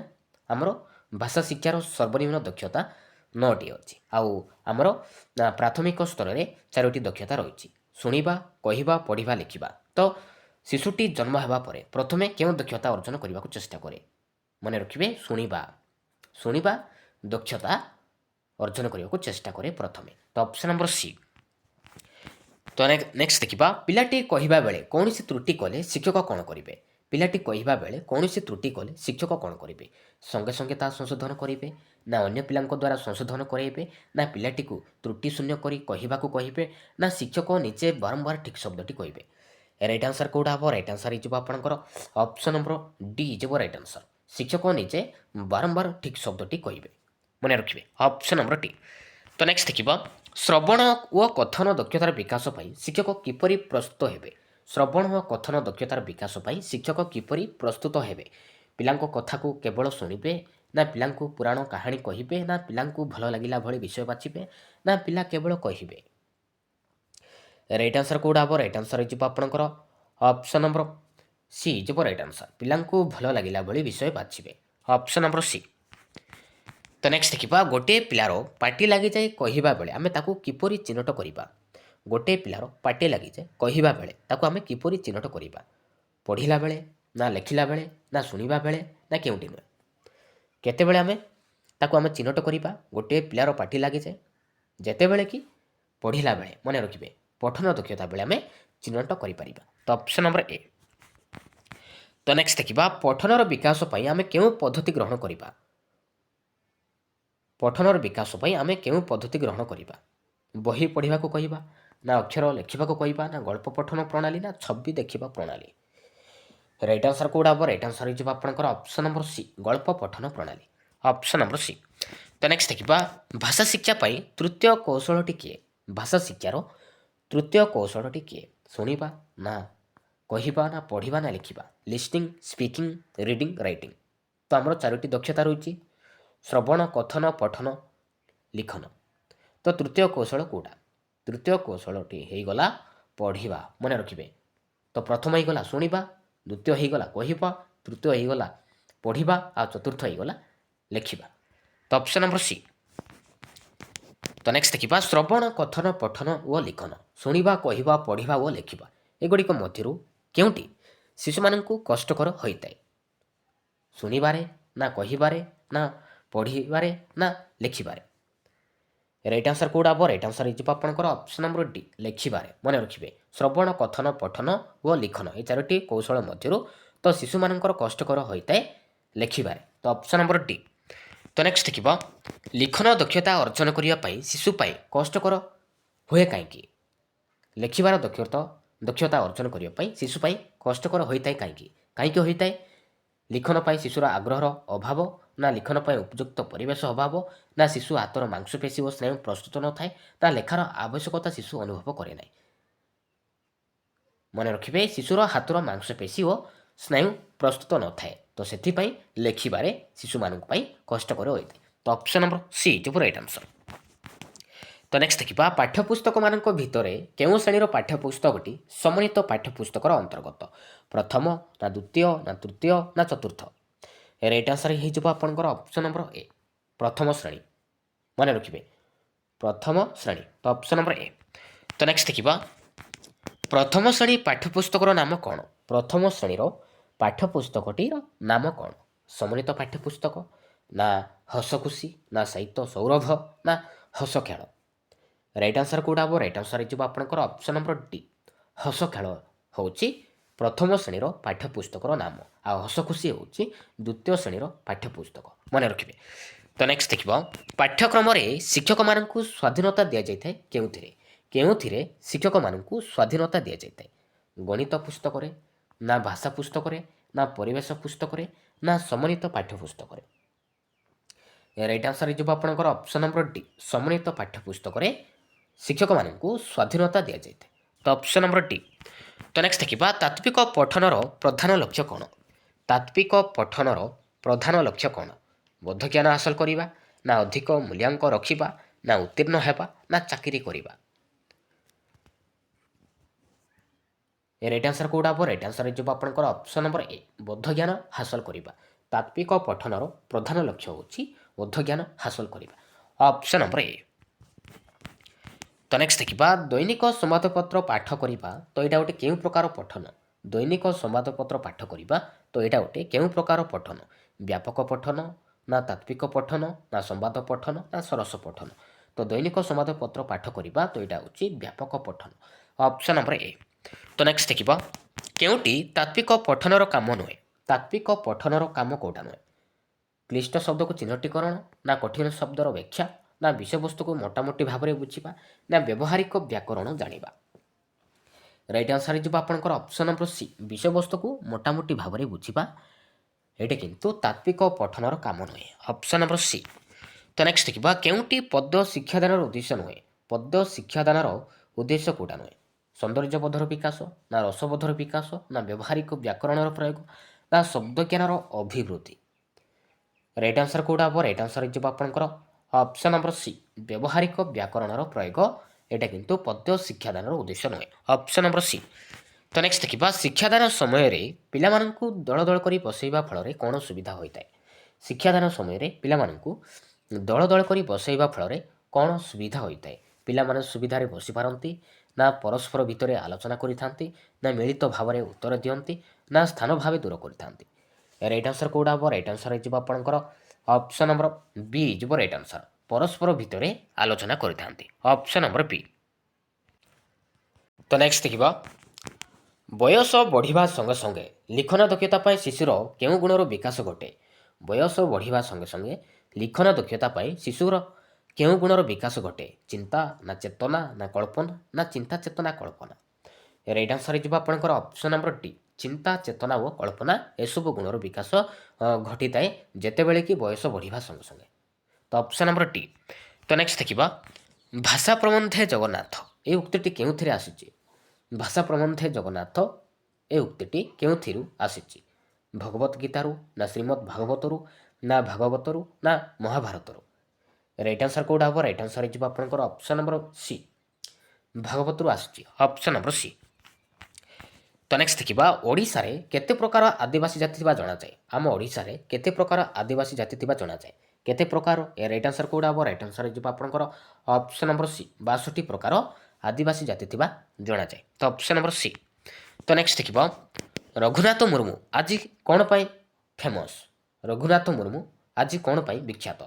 ପଣ୍ଡିତ ଥିବାରୁ ନା ସ୍ୱାଧୀନତା ସଂଗ୍ରାମରୁ ନା କବିତ୍ୱ ଯୋଗୁଁ ନା ସାନ୍ତାଳୀ ଭାଷାର ଲିପି ଉଦ୍ଭାବନ କରିଥିବାରୁ? କ'ଣ ପାଇଁ ଫେମସ୍? ମନେ ରଖିବେ ସାନ୍ତାଳୀ ଭାଷାର ଲିପି ଉଦ୍ଭାବନ କରିଥିବାରୁ ରଘୁନାଥ ମୁର୍ମୁ ଆଜି ବିଖ୍ୟାତ। ତ ଅପସନ୍ ନମ୍ବର ଡି ଯିବ ରାଇଟ୍ ଆନ୍ସର। ତ ନେକ୍ସଟ ଦେଖିବା ଶିକ୍ଷଣ ଶିକ୍ଷାଦାନ ସମୟରେ ଶ୍ରେଣୀଗୃହରେ କେଉଁ ପ୍ରକ୍ରିୟାଟି ଭଲ? ଶିକ୍ଷଣ ଶିକ୍ଷାଦାନ ସମୟରେ ଶ୍ରେଣୀଗୃହରେ କେଉଁ ପ୍ରକ୍ରିୟାଟି ଭଲ?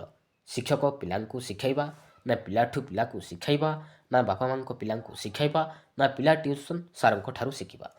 ରାଇଟ୍ ଆନ୍ସର କେଉଁଟା ହେବ? ରାଇଟ୍ ଆନ୍ସର ହେଇଯିବ ଆପଣଙ୍କର ଅପସନ୍ ନମ୍ବର ବି ପିଲାଠୁ ପିଲାକୁ ଶିଖାଇବା ଅପସନ୍ ନମ୍ବର ବି।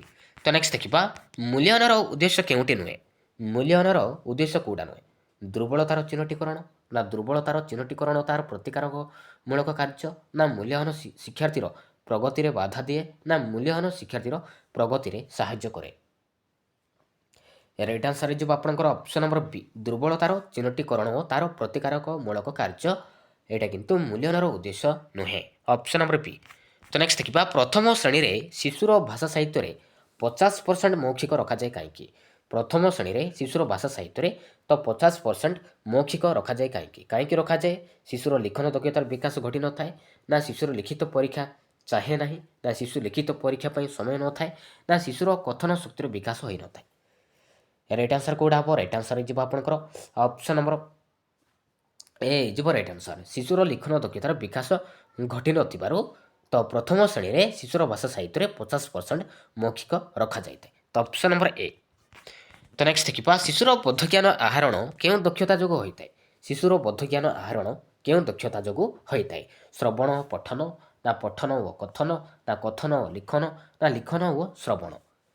ରାଇଟ୍ ଆନ୍ସର କେଉଁଟା ହେବ? ରାଇଟ୍ ଆନ୍ସର ହେଇଯିବ ଆପଣଙ୍କର ଅପସନ୍ ନମ୍ବର ଏ ହେଇଯିବ ରାଇଟ୍ ଆନ୍ସର ଶ୍ରବଣ ଓ ପଠନ ଶୁଣିବା ପଢ଼ିବା এই ଦୁଇଟି ଦକ୍ଷତା ଯୋଗୁଁ ହୋଇଥାଏ ଶିଶୁର ବୋଧଜ୍ଞାନ ଆହରଣ ଅପସନ୍ ନମ୍ବର ଏ। ତ ନେକ୍ସଟ ଦେଖିବା ଗୋଟିଏ ଦ୍ୱିତୀୟ ଶ୍ରେଣୀ ପିଲା ଭାଷାରେ ମୌଖିକ ଶତକଡ଼ା କେତେ ଥାଏ? ଗୋଟିଏ ଦ୍ୱିତୀୟ ଶ୍ରେଣୀ ପିଲା ଭାଷାରେ ମୌଖିକ ଶତକଡ଼ା କେତେ ଥାଏ? 50% ନା 40% ନା 30% ନା 20% କେତେ ଥାଏ? ରାଇଟ୍ ଆନ୍ସର କେଉଁଟା ହେବ? ରାଇଟ୍ ଆନ୍ସର ହେଇଯିବ ଆପଣଙ୍କର ଅପସନ୍ ନମ୍ବର বি ଯିବ ରାଇଟ୍ ଆନ୍ସର ମନେ ରଖିବେ 40% ଥାଏ ଅପସନ୍ ନମ୍ବର ବି। ତ ନେକ୍ସଟ ଦେଖିବା ବନ୍ଧନୀ ମଧ୍ୟରୁ ଉତ୍ତରଟି ବାଛି ଶୂନ୍ୟସ୍ଥାନ ପୂରଣ କଲେ ପରୀକ୍ଷାର୍ଥୀଙ୍କୁ କ'ଣ ସୁବିଧା ହୋଇଥାଏ? କମ୍ ଲେଖିବାକୁ ପଡ଼େ ନା ସମୟ କମ୍ ଖର୍ଚ୍ଚ ହୁଏ ନା ବନ୍ଧନୀ ମଧ୍ୟରେ ଶବ୍ଦ ମଧ୍ୟରେ ଭାବନା ସୀମିତ ରହେ ନା ଅନୁମାନ କରି ଯାହା ଗୋଟିଏ ଲେଖି ହୁଏ? ରାଇଟ୍ ଆନ୍ସର କେଉଁଟା ହେବ? ରାଇଟ୍ ଆନ୍ସର ହେଇଯିବ ଆପଣଙ୍କର ଅପସନ୍ ନମ୍ବର ସି ଯିବ ରାଇଟ୍ ଆନ୍ସର ବନ୍ଧନୀ ମଧ୍ୟରେ ଶବ୍ଦ ମଧ୍ୟରେ ଭାବନା ସୀମିତ ରହେ ଅପସନ୍ ନମ୍ବର ସି। ତ ନେକ୍ସଟ ଦେଖିବା ଦୃଷ୍ଟାନ୍ତମୂଳକ ପ୍ରଶ୍ନରୁ ପରୀକ୍ଷାର୍ଥୀର କେଉଁ ଜ୍ଞାନକୁ ପରୀକ୍ଷା କରାଯାଏ? ଦୃଷ୍ଟାନ୍ତମୂଳକ ପ୍ରଶ୍ନରୁ ପରୀକ୍ଷାର୍ଥୀର କେଉଁ ଜ୍ଞାନକୁ ପରୀକ୍ଷା କରାଯାଏ? ଶବ୍ଦ ଜ୍ଞାନ ଶକ୍ତି ନା ସ୍ମୃତି ଶକ୍ତି ନା ବୋଧ ଶକ୍ତି ନା ଚିନ୍ତା ଶକ୍ତି? ରାଇଟ୍ ଆନ୍ସର ହେଇଯିବ ଆପଣଙ୍କର ଅପସନ୍ ନମ୍ବର ଏ ଶବ୍ଦ ଜ୍ଞାନ ଶକ୍ତି ଜ୍ଞାନକୁ ପରୀକ୍ଷା କରାଯାଏ ଅପସନ୍ ନମ୍ବର ଏ। ତ ନେକ୍ସଟ ଦେଖିବା ମାତୃଭାଷା ଶିକ୍ଷା ଦେବା ପୂର୍ବରୁ ଶିକ୍ଷକ ପ୍ରଥମେ କ'ଣ କରିବେ? ମାତୃଭାଷା ଶିକ୍ଷା ଦେବା ପୂର୍ବରୁ ଶିକ୍ଷକ ପ୍ରଥମେ କ'ଣ କରିବେ? ପିଲାଟି କ'ଣ ଜାଣିଛି ତାହା ଜାଣିବା ନା ପିଲାଟି କ'ଣ ପଢ଼ିବ ତାହା ଜାଣିବା ନା ପିଲାଟି ମାତୃଭାଷା ପାଇଁ କେତେକ ଆଗ୍ରହୀ ଜାଣିବା ନା ପିଲାର ପରିବାର ସମ୍ପର୍କରେ ଜାଣିବା? ରାଇଟ୍ ଆନ୍ସର କେଉଁଟା ହେବ? ରାଇଟ୍ ଆନ୍ସର ହେଇଯିବ ଆପଣଙ୍କର ଅପସନ୍ ନମ୍ବର ଏ ପିଲାଟି କ'ଣ ଜାଣିଛି ତାହା ଜାଣିବା ମନେ ରଖିବେ। ତ ମାତୃଭାଷା ଶିକ୍ଷା ଦେବା ପୂର୍ବରୁ ଶିକ୍ଷକ ପ୍ରଥମେ କ'ଣ କରିବେ ନା ପିଲାଟି କ'ଣ ଜାଣିଛି ତା ଜାଣିବା। ତ ଅପସନ୍ ନମ୍ବର ଏ। ତ ନେକ୍ସଟ ଦେଖିବା ପିଲାଟି କହିବା ବେଳେ କୌଣସି ଭୁଲ ଥିଲେ ଶିକ୍ଷକ କ'ଣ କରିବେ। ପିଲାଟି କହିବା ବେଳେ କୌଣସି ଭୁଲ ଥିଲେ ଶିକ୍ଷକ କ'ଣ କରିବେ। ଭୁଲକୁ ଚିହ୍ନଟ କରିବେ ନା ଭୁଲକୁ ବାଛି ଜଣାଇବେ ନା ଭୁଲକୁ ଠିକ୍ କରିବାକୁ କହିବେ ନା ପିଲାର ଭୁଲକୁ ସୁଧାରି ଆଣିବେ ଓ ନିଜେ ବାରମ୍ବାର ଠିକ୍ କରି କହିବେ। ରାଇଟ୍ ଆନ୍ସର୍ ହେଇଯିବ ଆପଣଙ୍କର ଅପସନ୍ ନମ୍ବର ଡି। ପିଲାର ଭୁଲକୁ ସୁଧାରି ଆଣିବେ ଓ ନିଜେ ବାରମ୍ବାର ଠିକ୍ କରି କହିବେ। ତ ଅପସନ୍ ନମ୍ବର ଡି। ତ ନେକ୍ସଟ ଦେଖିବା ପିଲାମାନଙ୍କୁ ଦଳ ଦଳ କରି ବସେଇ ସେମାନଙ୍କ ଭିତରେ ଆଲୋଚନା କରିବାକୁ ସୁଯୋଗ ଦେଲେ କେଉଁ ଦକ୍ଷତାର ବିକାଶ ଘଟେ। ପିଲାମାନଙ୍କୁ ଦଳ ଦଳ କରି ବସେଇ ସେମାନଙ୍କ ଭିତରେ ଆଲୋଚନା କରିବାକୁ ସୁଯୋଗ ଦେଲେ କେଉଁ ଦକ୍ଷତାର ବିକାଶ ଘଟିଥାଏ। କହିବା ନା ଶୁଣିବା ନା ପଢ଼ିବା ନା ସ୍ୱଶିକ୍ଷଣ। ରାଇଟ୍ ଆନ୍ସର୍ କେଉଁଟା ହେବ? ରାଇଟ୍ ଆନ୍ସର୍ ହେଇଯିବ ଆପଣଙ୍କର ଅପସନ୍ ନମ୍ବର ଡି ଯିବ ରାଇଟ୍ ଆନ୍ସର୍। ମନେ ରଖିବେ ସ୍ୱଶିକ୍ଷଣ। ପିଲାମାନଙ୍କୁ ଦଳ ଦଳ କରି ବସାଇ ସେମାନଙ୍କ ଭିତରେ ଆଲୋଚନା କରିବାକୁ ସୁଯୋଗ ଦେଲେ ତ ତାଙ୍କ ଭିତରେ କ'ଣ ହେବ ନା ସ୍ୱଶିକ୍ଷଣ ଦକ୍ଷତାର ବିକାଶ ଘଟିଥାଏ। ତ ଅପସନ୍ ନମ୍ବର ଡି ଯିବ ରାଇଟ୍ ଆନ୍ସର୍। ତ ନେକ୍ସଟ ଦେଖିବା ଭାଷା ଶିକ୍ଷଣ ପାଇଁ ଯେଉଁ 4ଟି କୌଶଳ ପ୍ରୟୋଗ କରାଯାଏ ସେଗୁଡ଼ିକ ମଧ୍ୟରୁ ସର୍ବପ୍ରଥମ କେଉଁଟା। ତ ଆମ ଭାଷା ଶିକ୍ଷଣ ପାଇଁ ତ 4ଟି କୌଶଳ ରହିଛି। ଗୋଟେ ହେଉଛି ଶ୍ରବଣ, କଥନ, ପଠନ, ଲିଖନ। Listening, speaking, reading, writing. ତ 4ଟି ଦକ୍ଷତା ରହିଛି। ତ ସର୍ବପ୍ରଥମ କେଉଁଟା ମନେ ରଖିବେ ଶୁଣିବା ନା ଲିସନିଂ। ମନେ ରଖିବେ ଶୁଣିବା। ତ ଅପସନ୍ ନମ୍ବର ବି ଯିବ ରାଇଟ୍ ଆନ୍ସର୍। ତ ନେକ୍ସଟ ଦେଖିବା ଶୁଣିବା, କହିବା, ପଢ଼ିବା, ଲେଖିବା। ଶ୍ରବଣ, କଥନ, ପଠନ, ଲିଖନ ଏଗୁଡ଼ିକ କେଉଁ ସ୍ତରର ଦକ୍ଷତା। Listening, speaking, reading, writing. ତ ଏଗୁଡ଼ିକ କେଉଁ ସ୍ତରର ଦକ୍ଷତା। ପ୍ରାଥମିକ ନା ମାଧ୍ୟମିକ ନା ଉଚ୍ଚସ୍ତରୀୟ ନା ବିଶ୍ୱସ୍ତରୀୟ। ଏଗୁଡ଼ିକ ହେଉଛି ପ୍ରାଥମିକ ସ୍ତରର ଦକ୍ଷତା। Option number A. ତ ନେକ୍ସଟ ଦେଖିବା ଶିଶୁଟି ବିଦ୍ୟାଳୟକୁ ଆସିବା ପରେ ଶିକ୍ଷକ ପ୍ରଥମେ ମାତୃଭାଷା ପାଇଁ କିପରି ଆଗ୍ରହୀ କରାଇବେ। ଶିଶୁଟି ବିଦ୍ୟାଳୟକୁ ଆସିବା ପରେ ଶିକ୍ଷକ ପ୍ରଥମେ ମାତୃଭାଷା ପାଇଁ କିପରି ଆଗ୍ରହୀ କରାଇବେ। ପ୍ରଥମେ ବହି ପଢ଼ାଇବା ନା ପ୍ରଥମେ ଅକ୍ଷର ଘୋଷାଇବା ନା ଅକ୍ଷର ଲେଖାଇବା ନା ଗଳ୍ପ ଓ ଗୀତ ଶୁଣାଇବା। ମନେ ରଖିବେ ଶିଶୁଟି ବିଦ୍ୟାଳୟକୁ ଆସିବା ପରେ ଶିକ୍ଷକ କ'ଣ କରିବେ ନା ପ୍ରଥମେ ଗଳ୍ପ ଓ ଗୀତ ଶୁଣାଇବେ। ମନେ ରଖିବେ ଗଳ୍ପ ଓ ଗୀତ ଶୁଣାଇଲେ ପିଲାମାନେ ବିଦ୍ୟାଳୟକୁ ଆସିବା ପାଇଁ ଆଗ୍ରହୀ ହୁଅନ୍ତି। ତ ଅପସନ୍ ନମ୍ବର ଡି ଯିବ ରାଇଟ୍ ଆନ୍ସର୍। ତ ନେକ୍ସଟ ଦେଖିବା ପଠନ ଦକ୍ଷତାର ବିକାଶ ପାଇଁ ଶିକ୍ଷକ କ'ଣ କରିବେ। ପଠନର ଦକ୍ଷତାର ବିକାଶ ପାଇଁ ଶିକ୍ଷକ କ'ଣ କରିବେ। ଅକ୍ଷର ଲେଖା ଶିଖାଇବେ ନା ଛବି ଦେଖାଇବେ ନା ଛବି ଓ ଲେଖା ଥିବା ପ୍ଲାସ୍ କାର୍ଡ଼ ଦେଖାଇବା ନା ବହି ପଢ଼ିବେ। ରାଇଟ୍ ଆନ୍ସର୍ କେଉଁଟା ହେବ? ରାଇଟ୍ ଆନ୍ସର୍ ହେଇଯିବ ଆପଣଙ୍କର ଅପସନ୍ ନମ୍ବର ସି। ଛବି ଓ ଲେଖା ଥିବା ପ୍ଲାସ୍ କାର୍ଡ଼ ଦେଖାଇବେ। Option number C. ଆଧୁନିକ ପ୍ରଣାଳୀରେ ଅକ୍ଷର ଶିକ୍ଷା କିପରି ଦିଆଯାଏ। ଆଧୁନିକ ପ୍ରଣାଳୀରେ ଅକ୍ଷର ଶିକ୍ଷା କିପରି ଦିଆଯାଉଥିଲା। ଅକ୍ଷରକ୍ରମ ଶିଖାଇବା ନା ବାକ୍ୟରୁ ଶବ୍ଦ ଓ ଶବ୍ଦର ଅକ୍ଷର ନା ଶବ୍ଦରୁ ଅକ୍ଷର ନା ଅକ୍ଷରରୁ ଶବ୍ଦ ଓ ଶବ୍ଦରୁ ବାକ୍ୟ। ରାଇଟ୍ ଆନ୍ସର୍ ହେଇଯିବ ଆପଣଙ୍କର ଅପସନ୍ ନମ୍ବର ବି। ବାକ୍ୟରୁ ଶବ୍ଦ ଓ ଶବ୍ଦରୁ ଅକ୍ଷର। ଅପସନ୍ ନମ୍ବର ବି। ତ ନେକ୍ସଟ ଦେଖିବା ପଠନର ବିକାଶ ପାଇଁ ଆମେ କେଉଁ ପଦ୍ଧତି ଗ୍ରହଣ କରିବା। ପଢ଼ିବାର ବିକାଶ ପାଇଁ ଆମେ କେଉଁ ପଦ୍ଧତି ଗ୍ରହଣ କରିବା। ବହି ପଢ଼ିବାକୁ କହିବା ନା ଅକ୍ଷର ଲେଖିବାକୁ କହିବା ନା ଗଳ୍ପ ପଠନ ପ୍ରଣାଳୀ ନା ଛବି ଦେଖିବା ପ୍ରଣାଳୀ। ରାଇଟ୍ ଆନ୍ସର୍ କେଉଁଟା ହେବ? ରାଇଟ୍ ଆନ୍ସର୍ ହେଇଯିବ ଆପଣଙ୍କର ଅପସନ୍ ନମ୍ବର ସି ଗଳ୍ପ ପଠନ ପ୍ରଣାଳୀ। ତ ନେକ୍ସଟ ଦେଖିବା କଥନ ଦକ୍ଷତାକୁ ଦ୍ୱିତୀୟ ଦକ୍ଷତା ରୂପେ କାହିଁକି କୁହାଯାଇଛି। କଥନ ଦକ୍ଷତାକୁ ଦ୍ୱିତୀୟ ଦକ୍ଷତା ରୂପେ କାହିଁକି କୁହାଯାଇଛି। କାହିଁକି କୁହାଯାଇଛି? କଥନ ଏକ ମୁଖ୍ୟ ଦକ୍ଷତା ହୋଇଥିବାରୁ ନା ଶୁଣିବା ପରେ ଶିଶୁ କହିଥାଏ ନା ଶୁଣିବା ସହିତ କଥନର ସମ୍ପର୍କ ଥାଏ ନା କଥନ ଦ୍ୱାରା ତା'ର ଅଭିବ୍ୟକ୍ତି ମୌଖିକ ପ୍ରକାଶ ପାଏ। ରାଇଟ୍ ଆନ୍ସର୍ ହେଇଯିବ ଆପଣଙ୍କର ଅପସନ୍ ନମ୍ବର ଡି। କଥନ ଦକ୍ଷତାକୁ ଦ୍ୱିତୀୟ ଦକ୍ଷତା ରୂପେ କାହିଁକି କୁହାଯାଇଛି ନା କଥନ ଦ୍ୱାରା ତା'ର ଅଭିବ୍ୟକ୍ତି ମୌଖିକ ପ୍ରକାଶ ପାଇଥାଏ। ତ ଅପସନ୍ ନମ୍ବର ଡି। ଶିଶୁ କେତେ ବର୍ଷ ବୟସ ଯାଏଁ ମା ପାଖରେ ଥାଏ। ଶିଶୁ କେତେ ବର୍ଷ ବୟସ ଯାଏଁ ମା ପାଖରେ ଥାଏ। 3 ବର୍ଷ ନା 4 ବର୍ଷ ନା 5 ବର୍ଷ ନା 6 ବର୍ଷ। ରାଇଟ୍ ଆନ୍ସର୍ କେଉଁଟା ହେବ? ରାଇଟ୍ ଆନ୍ସର୍ ହେଇଯିବ ଆପଣଙ୍କର ଅପସନ୍ ନମ୍ବର ଏ ଯିବ ରାଇଟ୍ ଆନ୍ସର୍। ତ ଶିଶୁ 3 ବର୍ଷ ବୟସ ଯାଏଁ ମା ପାଖରେ ଥାଏ ଆଉ 3 ବର୍ଷରେ ଶିଶୁ ଅଙ୍ଗନବାଡ଼ିକୁ ଯାଇଥାଏ। ମନେ ରଖିବେ ଆଉ ଶିଶୁ ଅଙ୍ଗନବାଡ଼ିରେ କେତେ ବର୍ଷ ବୟସ ଯାଏଁ ପଢ଼େ। ମନେ ରଖିବେ 6 ବର୍ଷ ଆଉ 6 ବର୍ଷରେ ତ ପ୍ରାଥମିକ ଶ୍ରେଣୀରେ ପ୍ରଥମ ଶ୍ରେଣୀରେ ନାମ ଲେଖାଇବାକୁ ଯୋଗ୍ୟ ହୋଇଥାଏ। ତ ଅପସନ୍ ନମ୍ବର ଏ। ତ ନେକ୍ସଟ ଦେଖିବା ପଠନ କୌଶଳ ଶିକ୍ଷା ପାଇଁ ଶିକ୍ଷକ କି ଉପକରଣ ବ୍ୟବହାର କରିବେ। ପଠନ କୌଶଳ ଶିକ୍ଷା ପାଇଁ ଶିକ୍ଷକ କି ଉପକରଣ ବ୍ୟବହାର କରିପାରିବେ। କଳାପଟା ଉପକରଣ ଛବିଯୁକ୍ତ ଶବ୍ଦ ନା ପାଠ୍ୟପୁସ୍ତକ ଗଳ୍ପ ପୁସ୍ତକ ନା ଛବି ବହି ପ୍ଲାସ୍ କାର୍ଡ଼ ନା ଅକ୍ଷର ଚାର୍ଟ ଓ ଶବ୍ଦ ଚାର୍ଟ। ରାଇଟ୍ ଆନ୍ସର୍ ହେଇଯିବ ଆପଣଙ୍କର ଅପସନ୍ ନମ୍ବର ଏ କଳାପଟା ଉପକରଣ ଛବିଯୁକ୍ତ ଶବ୍ଦ ଏସବୁ ଉପକରଣ ବ୍ୟବହାର କରିପାରିବେ। Option number A.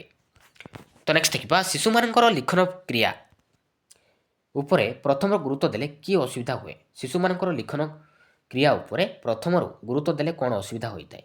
ପିଲା ଲେଖିବାକୁ ଚାହେଁ ନାହିଁ, ନା ପିଲା ଅଧାରୁ ପାଠ ଛାଡ଼ି ଦେଇଥାଏ, ନା ବିଦ୍ୟାଳୟକୁ ନ ଆସି ଲୁଚି ରହେ, ନା ପିଲା ଉପରେ ଅଧିକ ଚାପ ପଡ଼େ?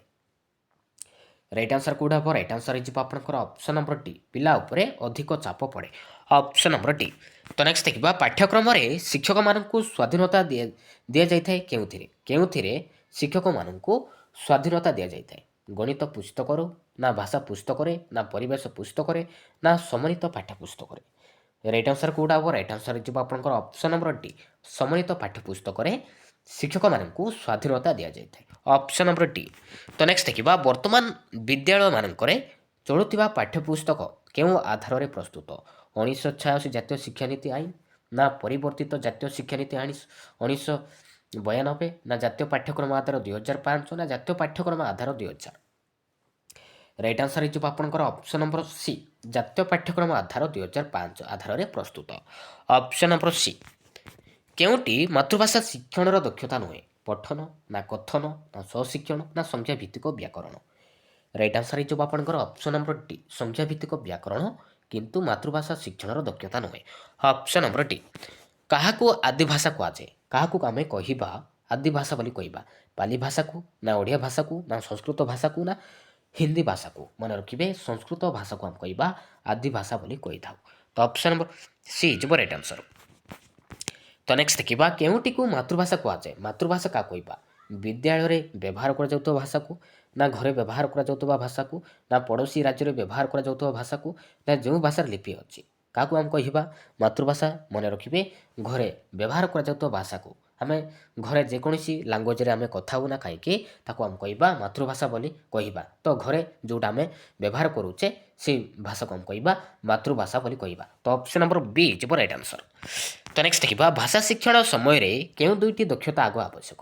ଭାଷା ଶିକ୍ଷଣ ସମୟରେ ଆମେ କେଉଁ ଦୁଇଟି ଦକ୍ଷତା ଆଗ ଆବଶ୍ୟକ? ପଠନ କରିବା ଓ ବୁଝିବା, ନା ଶୁଣିବା ଓ କହିବା, ନା ଲେଖିବା ଓ ବ୍ୟାକରଣ ଅନୁଯାୟୀ ଲେଖିବା, ନା ପ୍ରାସଙ୍ଗିକ ପ୍ରଶ୍ନର ଉତ୍ତର ଲେଖିବା? ରାଇଟ୍ ଆନ୍ସର୍ କେଉଁଟା ହେବ? ରାଇଟ୍ ଆନ୍ସର୍ ହେଇଯିବ ଆପଣଙ୍କର ଅପସନ୍ ନମ୍ବର ବି, ଶୁଣିବା ଓ କହିବା। ମନେ ରଖିବେ ଲିସନିଂ, ସ୍ପିକିଂ, ଶ୍ରବଣ କଥନ ଏ ଦୁଇଟି ଦକ୍ଷତା ଆଗ ଆବଶ୍ୟକ। ଅପସନ୍ ନମ୍ବର ବି। ତ ନେକ୍ସଟ ଦେଖିବା ତ ନେକ୍ସଟ କ୍ୱେଶ୍ଚନ୍ ରହିଛି ସ୍ୱଶିକ୍ଷଣ କାହାକୁ କୁହାଯାଏ? ସ୍ୱଶିକ୍ଷଣ ଆମେ କାହାକୁ କହିବା? ଶିକ୍ଷକ ଶିକ୍ଷୟିତ୍ରୀଙ୍କ ସାହାଯ୍ୟରେ ଶିଖିବା, ନା ପାଠ୍ୟପୁସ୍ତକରେ ପଢ଼ି ବୁଝି ଶିଖିବା, ନା ଶିକ୍ଷକ ଶିକ୍ଷୟିତ୍ରୀଙ୍କ ବିନା ସାହାଯ୍ୟରେ ପିଲାମାନେ ପାଠକୁ ବୁଝି ନିଜେ ପ୍ରୟୋଗ କରିବା, ନା କୌଣସି ବିଷୟକୁ ନିଜେ ନିଜେ ଘୋଷି ମନେ ରଖିବା? ସ୍ୱଶିକ୍ଷଣ କାହାକୁ କୁହାଯାଏ? ସ୍ୱଶିକ୍ଷଣ ଆମେ କହିବା ଶିକ୍ଷକ ଶିକ୍ଷୟିତ୍ରୀଙ୍କ ବିନା ସାହାଯ୍ୟରେ ଆମେ ପାଠକୁ ଆମେ ନିଜେ ବୁଝି ନିଜେ ପ୍ରୟୋଗ କରିବା, ତାକୁ ଆମେ କହିବା ସ୍ୱଶିକ୍ଷଣ ବୋଲି କହିବା। ତ ଅପସନ୍ ନମ୍ବର ସି ଯିବ ରାଇଟ୍ ଆନ୍ସର୍। ତ ନେକ୍ସଟ ଦେଖିବା ପ୍ରାକ୍ ଲିଖନର ବିକାଶ ପାଇଁ ଶିକ୍ଷକ କେଉଁ କାମଟି କରିବେ ନାହିଁ? ପ୍ରାକ୍ ଲିଖନର ବିକାଶ ପାଇଁ ଶିକ୍ଷକ କେଉଁ କାମଟି କରିବେ ନାହିଁ? ବାଲିରେ ଅଙ୍ଗୁଳି ଚାଳନା ପାଇଁ କାମ, ନା ଚିତ୍ରରେ ରଙ୍ଗ ଦେବା, ନା ଦୁଇ ଅଙ୍ଗୁଳି ମଧ୍ୟରେ ପେନସିଲ ରଖି ଦାବି ଦେବା, ନା ସରଳ ରେଖା ଓ ବକ୍ର ରେଖା ଉପରେ କାମ ଦେବା? କେଉଁ କାମଟି କରିବେ ନାହିଁ? ଏ ରାଇଟ୍ ଆନ୍ସର୍ କେଉଁଟା ହେବ? ରାଇଟ୍ ଆନ୍ସର୍ ହେଇଯିବ ଆପଣଙ୍କର ଅପସନ୍ ନମ୍ବର ସି ଯିବ ରାଇଟ୍ ଆନ୍ସର୍। ଦୁଇ ଅଙ୍ଗୁଳି ମଧ୍ୟରେ ପେନସିଲ ରଖି ଦାବି ଦେବା, ତ ବା ପନିସମେଣ୍ଟ ଦେବା ନାହିଁ। ତ ଅପସନ୍ ନମ୍ବର ସି ଯିବ ରାଇଟ୍ ଆନ୍ସର୍। ଏକ ଭାଷାଭାଷୀ ଲୋକ ପାଖରେ ନଥିଲେ କ'ଣ ଅସୁବିଧା ହୋଇଥାନ୍ତା? ଏକ ଭାଷାଭାଷୀ ଲୋକ ପାଖରେ ନଥିଲେ କି ଅସୁବିଧା ହୁଏ? କେହି କାହା କଥା ବୁଝନ୍ତି ନାହିଁ, ନା ଖାଇବାକୁ ମିଳେ ନାହିଁ, ନା ମନର ଭାବ ପ୍ରକାଶିତ ହୁଏ ନାହିଁ, ନା ବସିବାକୁ ସ୍ଥାନ ମିଳେ ନାହିଁ? ରାଇଟ୍ ଆନ୍ସର୍ କେଉଁଟା ହେବ? ରାଇଟ୍ ଆନ୍ସର୍ ହେଇଯିବ ଆପଣଙ୍କର ଅପସନ୍ ନମ୍ବର ଏ ଯିବ ରାଇଟ୍ ଆନ୍ସର୍। କେହି କାହା କଥା ବୁଝନ୍ତି ନାହିଁ। Option number A. ତ ନେକ୍ସଟ ଦେଖିବା ଦୈନିକ ସମ୍ବାଦପତ୍ର ପାଠ କରିବା। ତ ଏଇଟା ଗୋଟେ କେଉଁ ପ୍ରକାର ପଠନ? ଏଇଟା ହେଉଛି ବ୍ୟାପକ ପଠନ। ମନେ ରଖିବେ ବ୍ୟାପକ ପଠନ। Option number A. କେଉଁଟି ତାତ୍ତ୍ୱିକ ପଠନର କାମ ନୁହେଁ? ତାତ୍ତ୍ୱିକ ପଠନର କାମ କେଉଁଟା ନୁହେଁ? ରାଇଟ୍ ଆନ୍ସର୍ ହେଇଯିବ ଆପଣଙ୍କର ଅପସନ୍ ନମ୍ବର ସି, ବିଷୟବସ୍ତୁକୁ ମୋଟାମୋଟି ଭାବରେ ବୁଝିବା। ଏଇଟା କିନ୍ତୁ ତାତ୍ତ୍ୱିକ ପଠନର କାମ ନୁହେଁ। ତ ଅପସନ୍ ନମ୍ବର ସି ଯିବ ରାଇଟ୍ ଆନ୍ସର୍। ତ ନେକ୍ସଟ ଦେଖିବା ତାତ୍ତ୍ୱିକ ପଠନ ଓ ବ୍ୟାପକ ପଠନ ମଧ୍ୟରେ କେଉଁଟି ଶିଶୁ ପାଇଁ ଆନନ୍ଦଦାୟକ? କେଉଁ ପଠନରେ? ମନେ ରଖିବେ ବ୍ୟାପକ ପଠନରେ ଶିଶୁ ପାଇଁ ଆନନ୍ଦଦାୟକ। ଅପସନ୍ ନମ୍ବର ବି। ତ ନେକ୍ସଟ ଦେଖିବା ଶିକ୍ଷାଦାନ ସମୟରେ ପିଲାମାନଙ୍କୁ ଦଳ ଦଳ କରି ବସାଇବା ଫଳରେ କ'ଣ ସୁବିଧା ହୁଏ? କ'ଣ ସୁବିଧା ହୋଇଥାଏ? ମନେ ରଖିବେ, ପରସ୍ପର ଭିତରେ ଆଲୋଚନା କରିଥାନ୍ତି। ଅପସନ୍ ନମ୍ବର ବି, ଶିଶୁ କ'ଣ କ'ଣ ଲେଖେ? ଶିଶୁ କ'ଣ କ'ଣ ଲେଖିବ? ଯାହା ଶୁଣିଥାଏ, ନା ଯାହା ଦେଖିଥାଏ, ନା ଯାହା ଅନୁଭବ କରିଥାଏ, ନା ଯାହା ଶୁଣିଥାଏ, ଦେଖିଥାଏ, ଅନୁଭବ କରିଥାଏ। ରାଇଟ୍ ଆନ୍ସର୍ କେଉଁଟା ହେବ? ରାଇଟ୍ ଆନ୍ସର୍ ହେଇଯିବ ଆପଣଙ୍କର ଅପସନ୍ ନମ୍ବର ଡି। ଶିଶୁ କ'ଣ କ'ଣ ଲେଖେ? ନା ଯାହା ଶୁଣିଥାଏ, ଦେଖିଥାଏ, ଅନୁଭବ କରିଥାଏ ତାହା ହିଁ ଲେଖିବ। ତ ଅପସନ୍ ନମ୍ବର ଡି। ତ ନେକ୍ସଟ ଦେଖିବ, ଶିକ୍ଷକ ରଚନା ଲେଖାଇବା ବେଳେ କାହା ଉପରେ ଗୁରୁତ୍ୱ ଦେବେ ନାହିଁ? ଶିକ୍ଷକ ରଚନା ଲେଖାଇବା ବେଳେ କାହା ଉପରେ ଗୁରୁତ୍ୱ ଦେବେ ନାହିଁ? ପିଲାଙ୍କୁ କୌଣସି ପ୍ରସଙ୍ଗରେ ପଚାରିବା, ନା ଗଳ୍ପ ସମ୍ବନ୍ଧୀୟ ଚିତ୍ର ପ୍ରଦର୍ଶନ, ନା ଘରେ ରଚନା ଲେଖି ଆଣିବା, ନା ପିଲାମାନଙ୍କୁ ସହାୟକ ପୁସ୍ତକ ଯୋଗାଇବା। ରାଇଟ୍ ଆନ୍ସର୍ କେଉଁଟା ହେବ? ରାଇଟ୍ ଆନ୍ସର୍ ହେଇଯିବ ଆପଣଙ୍କର ଅପସନ୍ ନମ୍ବର ସି ଯିବ ରାଇଟ୍ ଆନ୍ସର୍। ଘରେ ରଚନା ଲେଖି ଆଣିବା ପାଇଁ ଗୁରୁତ୍ୱ ଦେବେ ନାହିଁ ବା ଘରେ ଲେଖାଇବା ପାଇଁ କହିବେ ନାହିଁ। ତ ଅପସନ୍ ନମ୍ବର ସି ଯିବ ରାଇଟ୍ ଆନ୍ସର୍। ତ ନେକ୍ସଟ ଦେଖିବା, କେଉଁଟି ପ୍ରବନ୍ଧ ଲିଖନର ଉଦ୍ଦେଶ୍ୟ ନୁହେଁ? କେଉଁଟି ପ୍ରବନ୍ଧ ଲିଖନର ଉଦ୍ଦେଶ୍ୟ ନୁହେଁ? ପ୍ରବନ୍ଧର ଲିଖନର ଉଦ୍ଦେଶ୍ୟ କେଉଁଟା ନୁହେଁ? ରାଇଟ୍ ଆନ୍ସର୍ କେଉଁଟା ହେବ? ରାଇଟ୍ ଆନ୍ସର୍ ହେଇଯିବ ଆପଣଙ୍କର ଅପସନ୍ ନମ୍ବର ଡି, ଶବ୍ଦାନୁଶୀଳନ ଶକ୍ତିର ବିକାଶ। ତ ନେକ୍ସଟ ଦେଖିବ, ଗୋଟିଏ ଆଦିବାସୀ ପିଲା ସାଧାରଣ ସ୍କୁଲରେ ପଢ଼ିଲେ ଓଡ଼ିଆ ଭାଷା ତାକୁ କିପରି ଲାଗେ? କିପରି ଲାଗେ? ଆପଣାର ଲାଗେ, ନା ଆରାମଦାୟକ, ନା ବିଦେଶୀ ଭାଷା ବୋଲି, ନା ଖୁବ୍ ଭଲ ଲାଗେ? ରାଇଟ୍ ଆନ୍ସର୍ କେଉଁଟା ହେବ? ରାଇଟ୍ ଆନ୍ସର୍ ହେଇଯିବ ଆପଣଙ୍କର ଅପସନ୍ ନମ୍ବର ସି, ବିଦେଶୀ ଭାଷା ବୋଲି ଲାଗେ। ତ ଅପସନ୍ ନମ୍ବର ସି ଯିବ ରାଇଟ୍ ଆନ୍ସର୍। ତ ନେକ୍ସଟ ଦେଖିବା, କେଉଁଟି ବ୍ୟାପକ ପଠନର ଉଦାହରଣ? ବ୍ୟାପକ ପଠନର ଉଦାହରଣ କେଉଁଟା? କେବଳ ପାଠ୍ୟପୁସ୍ତକ ବିଷୟଗୁଡ଼ିକୁ ପଢ଼ିବା, ନା ପଢ଼ିଲା ବେଳେ ପାଠ୍ୟପୁସ୍ତକ ମଧ୍ୟରେ ସୀମିତ ରହିବା, ନା ବାରମ୍ବାର ବିଷୟବସ୍ତୁଗୁଡ଼ିକୁ ପଢ଼ିବା, ନା ପାଠ୍ୟପୁସ୍ତକ ସହିତ ବିବିଧ ପୁସ୍ତକ ଅଧ୍ୟୟନ। ରାଇଟ୍ ଆନ୍ସର୍ କେଉଁଟା ହେବ? ରାଇଟ୍ ଆନ୍ସର୍ ହେଇଯିବ ଆପଣଙ୍କର ଅପସନ୍ ନମ୍ବର ଡି, ପାଠ୍ୟପୁସ୍ତକ ସହିତ ବିବିଧ ପୁସ୍ତକ ଅଧ୍ୟୟନ। ଏଇଟା ହେଉଛି ବ୍ୟାପକ ପଠନର ଉଦାହରଣ ଅଟେ। Option number D. ତ ନେକ୍ସଟ ଦେଖିବା, କେଉଁଟି ଶବ୍ଦାନୁଶୀଳନର ଉଦ୍ଦେଶ୍ୟ ନୁହେଁ? ଶବ୍ଦାନୁଶୀଳନର ଉଦ୍ଦେଶ୍ୟ କେଉଁଟା ନୁହେଁ? କଷ୍ଟ ଶବ୍ଦର ବିଶ୍ଳେଷଣ, ନା କଷ୍ଟ ଶବ୍ଦର ବ୍ୟାଖ୍ୟାକରଣ, ନା କଷ୍ଟ ଶବ୍ଦର ସରଳୀକରଣ, ନା କଷ୍ଟ ଶବ୍ଦର ବିଚାର ନ କରିବା। ରାଇଟ୍ ଆନ୍ସର୍ କେଉଁଟା ହେବ? ରାଇଟ୍ ଆନ୍ସର୍ ହେଇଯିବ ଆପଣଙ୍କର ଅପସନ୍ ନମ୍ବର ଡି, କଷ୍ଟ ଶବ୍ଦର ବିଚାର ନ କରିବା। ଏଇଟା କିନ୍ତୁ ଶବ୍ଦାନୁଶୀଳନର ଉଦ୍ଦେଶ୍ୟ ନୁହେଁ। Option number D. ତ ନେକ୍ସଟ ଦେଖିବା, ଗଦ୍ୟ ଶିକ୍ଷାଦାନ ନିମନ୍ତେ କେଉଁ କ୍ରମଟି ଠିକ୍? ଗଦ୍ୟ ଶିକ୍ଷାଦାନର କେଉଁ କ୍ରମଟି ଠିକ୍ ଅଛି? ଅପସନ୍ ଏ ଦେଇଛି ଶିକ୍ଷକଙ୍କ ଆଦର୍ଶ ପଠନ, ଶିକ୍ଷାର୍ଥୀଙ୍କ ଉଚ୍ଚ ପଠନ, ଶବ୍ଦାନୁଶୀଳନ, ନିରବ ପଠନ। ବିରେ ଦେଇଛି ଶିକ୍ଷାର୍ଥୀଙ୍କ ଉଚ୍ଚ ପଠନ, ନିରବ ପଠନ, ଶବ୍ଦାନୁଶୀଳନ, ଶିକ୍ଷକଙ୍କ ଆଦର୍ଶ ପଠନ। ସିରେ ଦେଇଛି ଶବ୍ଦାନୁଶୀଳନ, ନିରବ ପଠନ, ଶିକ୍ଷକଙ୍କ ଆଦର୍ଶ ପଠନ, ଶିକ୍ଷାର୍ଥୀଙ୍କ ଉଚ୍ଚ ପଠନ। ଡିରେ ଦେଇଛି ନିରବ ପଠନ, ଶବ୍ଦାନୁଶୀଳନ, ଶିକ୍ଷାର୍ଥୀଙ୍କ ଉଚ୍ଚ ପଠନ, ଶିକ୍ଷକଙ୍କ ଆଦର୍ଶ ପଠନ। ତ ଗଦ୍ୟ ଶିକ୍ଷାଦାନର କେଉଁ କ୍ରମଟି ଠିକ୍ ଅଛି? ରାଇଟ୍ ଆନ୍ସର୍ କେଉଁଟା ହେବ? ରାଇଟ୍ ଆନ୍ସର୍ ହେଇଯିବ ଆପଣଙ୍କର ଅପସନ୍ ନମ୍ବର ଏ, ଶିକ୍ଷକଙ୍କ ଆଦର୍ଶ ପଠନ, ତାପରେ ଶିକ୍ଷାର୍ଥୀଙ୍କ ଉଚ୍ଚ ପଠନ, ତାପରେ ଶବ୍ଦାନୁଶୀଳନ, ଆଉ ଲାଷ୍ଟ ରହୁଛି ନିରବ ପଠନ। ତ ଏହି କ୍ରମଟି ଠିକ୍ ଅଛି। ତ ଅପସନ୍ ନମ୍ବର ଏ ହେଇଯିବ ରାଇଟ୍ ଆନ୍ସର୍। ତ ନେକ୍ସଟ ଦେଖିବା, କେଉଁ ଉତ୍ତମ ହସ୍ତାକ୍ଷର ଲିଖନ ଲକ୍ଷଣ ନୁହେଁ? ଉତ୍ତମ ହସ୍ତାକ୍ଷର ଲିଖନର ଲକ୍ଷଣ କେଉଁଟା ନୁହେଁ? ଶବ୍ଦ ଶବ୍ଦ ମଧ୍ୟରେ ବ୍ୟବଧାନ ରଖିବା, ନା ବିରାମ ଚିହ୍ନର ବ୍ୟବହାର କରିବା, ନା ଅକ୍ଷରଗୁଡ଼ିକୁ ନିର୍ଭୁଲ କରି ଲେଖିବା, ନା ଧାଡ଼ିଗୁଡ଼ିକୁ ସିଧା କରି ଲେଖିବା। ରାଇଟ୍ ଆନ୍ସର୍ କେଉଁଟା ହେବ? ରାଇଟ୍ ଆନ୍ସର୍ ହେଇଯିବ ଆପଣଙ୍କର ଅପସନ୍ ନମ୍ବର ସି, ଅକ୍ଷରଗୁଡ଼ିକୁ ନିର୍ଭୁଲ କରି ଲେଖିବା। ଏଇଟା କିନ୍ତୁ ଉତ୍ତମ ହସ୍ତାକ୍ଷର ଲିଖନର ଲକ୍ଷଣ ନୁହେଁ। ତ ଅପସନ୍ ନମ୍ବର ସି। ତ ନେକ୍ସଟ ଦେଖିବା, କେଉଁଟିରେ ଶିକ୍ଷାର୍ଥୀର ଉତ୍ତର ଲେଖିବାରେ ସ୍ୱାଧୀନତା ଅଧିକ ଥାଏ? କେଉଁଥିରେ ଶିକ୍ଷାର୍ଥୀର ଉତ୍ତର ଲେଖିବାରେ ସ୍ୱାଧୀନତା ଅଧିକ ଥାଏ? ମୁକ୍ତ ଲିଖନରେ, ନା ସୂଚନାତ୍ମକ ଲିଖନରେ, ନା ଦୃଷ୍ଟ ଲିଖନରେ, ନା ଶ୍ରୁତ ଲିଖନରେ? ରାଇଟ୍ ଆନ୍ସର୍ କେଉଁଟା ହେବ? ରାଇଟ୍ ଆନ୍ସର୍ ହେଇଯିବ ଆପଣଙ୍କର ଅପସନ୍ ନମ୍ବର ଏ, ମୁକ୍ତ ଲିଖନରେ। ତ ନେକ୍ସଟ ଦେଖିବା, ପ୍ରାକ୍ ପ୍ରାଥମିକ ସ୍ତରରେ ଶିଶୁର ଶିକ୍ଷଣ ଦକ୍ଷତା ବୃଦ୍ଧି ପାଇଁ କେଉଁ ବିଷୟ ପ୍ରତି ପ୍ରଥମେ ଦୃଷ୍ଟି ଦେବା ଉଚିତ? ପଠନ ଶ୍ରବଣ, ନା ଶ୍ରବଣ ଲିଖନ, ନା କଥନ ପଠନ, ନା ଶ୍ରବଣ କଥନ? ରାଇଟ୍ ଆନ୍ସର୍ କେଉଁଟା ହେବ? ରାଇଟ୍ ଆନ୍ସର୍ ହେଇଯିବ ଆପଣଙ୍କର ଅପସନ୍ ନମ୍ବର ଡି, ଶ୍ରବଣ କଥନ, ଶୁଣିବା କହିବା, ଏ ଦୁଇଟି ଦକ୍ଷତା ଉପରେ ପ୍ରଥମେ ଦୃଷ୍ଟି ଦେବା ଉଚିତ। Option number D. ତ ନେକ୍ସଟ ଦେଖିବା, ବ୍ୟାକରଣ ଶିକ୍ଷାର ମୂଳ ଭିତ୍ତିକ କ'ଣ ହେବା ଆବଶ୍ୟକ? ବ୍ୟାକରଣ ଶିକ୍ଷାର ମୂଳ ଭିତ୍ତିକ କ'ଣ ହେବା ଆବଶ୍ୟକ? ବାକ୍ୟ ଶିକ୍ଷା, ନା ଶବ୍ଦ ଶିକ୍ଷା, ନା ବର୍ଣ୍ଣ ଶିକ୍ଷା, ନା ସୂତ୍ର ଶିକ୍ଷା? ରାଇଟ୍ ଆନ୍ସର୍ କେଉଁଟା ହେବ? ରାଇଟ୍ ଆନ୍ସର୍ ହେଇଯିବ ଆପଣଙ୍କର ଅପସନ୍ ନମ୍ବର ଡି, ସୂତ୍ର ଶିକ୍ଷା। ତ ନେକ୍ସଟ ଦେଖିବା, ପାଠ ଯୋଜନାରେ ଗଦ୍ୟ ଶିକ୍ଷାଦାନର କେଉଁଟି ଏକ ସୋପାନ ନୁହେଁ? ପାଠ ଯୋଜନାରେ ଗଦ୍ୟ ଶିକ୍ଷାଦାନର କେଉଁଟି ଏକ ସୋପାନ ନୁହେଁ? ଶବ୍ଦାନୁଶୀଳନ, ନା ସରବ ପଠନ, ନା ନିରବ ପଠନ, ନା ଦ୍ରୁତ ପଠନ? ରାଇଟ୍ ଆନ୍ସର୍ କେଉଁଟା ହେବ? ରାଇଟ୍ ଆନ୍ସର୍ ହେଇଯିବ ଆପଣଙ୍କର ଅପସନ୍ ନମ୍ବର ଡି ଯିବ ରାଇଟ୍ ଆନ୍ସର୍, ଦ୍ରୁତ ପଠନ। ମନେ ରଖିବେ ଅପସନ୍ ନମ୍ବର ଡି। ତ ନେକ୍ସଟ ଦେଖିବା, ପ୍ରଥମ ଶ୍ରେଣୀରେ ପଢ଼ାଯାଉଥିବା ହସଖେଳ ବହିଟି କେଉଁଥିପାଇଁ ଏକ ସମନ୍ୱିତ ପାଠ୍ୟପୁସ୍ତକ ଭାବରେ ଗ୍ରହଣ କରାଯାଇଛି? ଏଥିରେ ଭାଷା ଗଣିତ ଓ ପରିବେଶ ବିଷୟକୁ ପୃଥକ ଭାବରେ ପଢ଼ାଯାଇଛି ନା ଏଥିରେ ଭାଷା ଗଣିତ ଓ ପରିବେଶ ବିଷୟକୁ ଏକାଠି ପଢ଼ାଯାଇଛି ନା ଏଥିରେ କେବଳ ଭାଷା ଓ ପରିବେଶ ବିଷୟକୁ ଏକାଠି ପଢ଼ାଯାଇଛି ନା ଏଥିରେ କେବଳ ଭାଷା ଗଣିତ ବିଷୟକୁ ପଢ଼ାଯାଇଛି। ରାଇଟ୍ ଆନ୍ସର୍ କେଉଁଟା ହେବ? ରାଇଟ୍ ଆନ୍ସର୍ ହେଇଯିବ ଆପଣଙ୍କର ଅପସନ୍ ନମ୍ବର ବି। ଏଥିରେ ଭାଷା ଗଣିତ ଓ ପରିବେଶ ବିଷୟକୁ ଏକାଠି ପଢ଼ାଯାଇଛି। ତ ଅପସନ୍ ନମ୍ବର ବି ହେଇଯିବ ରାଇଟ୍ ଆନ୍ସର୍। ତ ନେକ୍ସଟ ଦେଖିବା ପ୍ରାଥମିକ ସ୍ତରରେ ମାତୃଭାଷା ଶିକ୍ଷାଦାନ ପାଇଁ କେଉଁ ଭାଷା ମାଧ୍ୟମଟି ଫଳପ୍ରଦ ନୁହେଁ? ପୁସ୍ତକର ଭାଷା ନା ଆଞ୍ଚଳିକ ଭାଷା ନା ପାରିବାରିକ ଭାଷା ନା କଥିତ ଭାଷା? ରାଇଟ୍ ଆନ୍ସର୍ କେଉଁଟା ହେବ? ପ୍ରାଥମିକ ସ୍ତରରେ ମାତୃଭାଷା ଶିକ୍ଷାଦାନ ପାଇଁ କେଉଁ ଭାଷାଟି ଫଳପ୍ରଦ ଅଟେ? ରାଇଟ୍ ଆନ୍ସର୍ ହେଇଯିବ ଆପଣଙ୍କର ଅପସନ୍ ନମ୍ବର ଟି କଥିତ ଭାଷା। ମନେ ରଖିବେ ଅପସନ୍ ନମ୍ବର ଟି। ତ ନେକ୍ସଟ ଦେଖିବା କେଉଁଟି ପ୍ରାକ୍ ଲିଖନ କାର୍ଯ୍ୟକ୍ରମ ସମ୍ପର୍କିତ ନୁହେଁ? ପ୍ରାକ୍ ଲିଖନର କାର୍ଯ୍ୟକ୍ରମ ସମ୍ପର୍କ କେଉଁଟା ନୁହେଁ? ବିନ୍ଦୁ ଯୋଡ଼ି ଚିତ୍ର ଆଙ୍କିବା ନା ଦୁଇ ଧାଡ଼ି ମଧ୍ୟରେ ଅକ୍ଷର ଲେଖିବା ନା ଗୋଟିଏ ଗୋଲାକାର ଠ ଲେଖିବା ନା ଚିତ୍ର ମଧ୍ୟରେ ରଙ୍ଗ ଦେବା?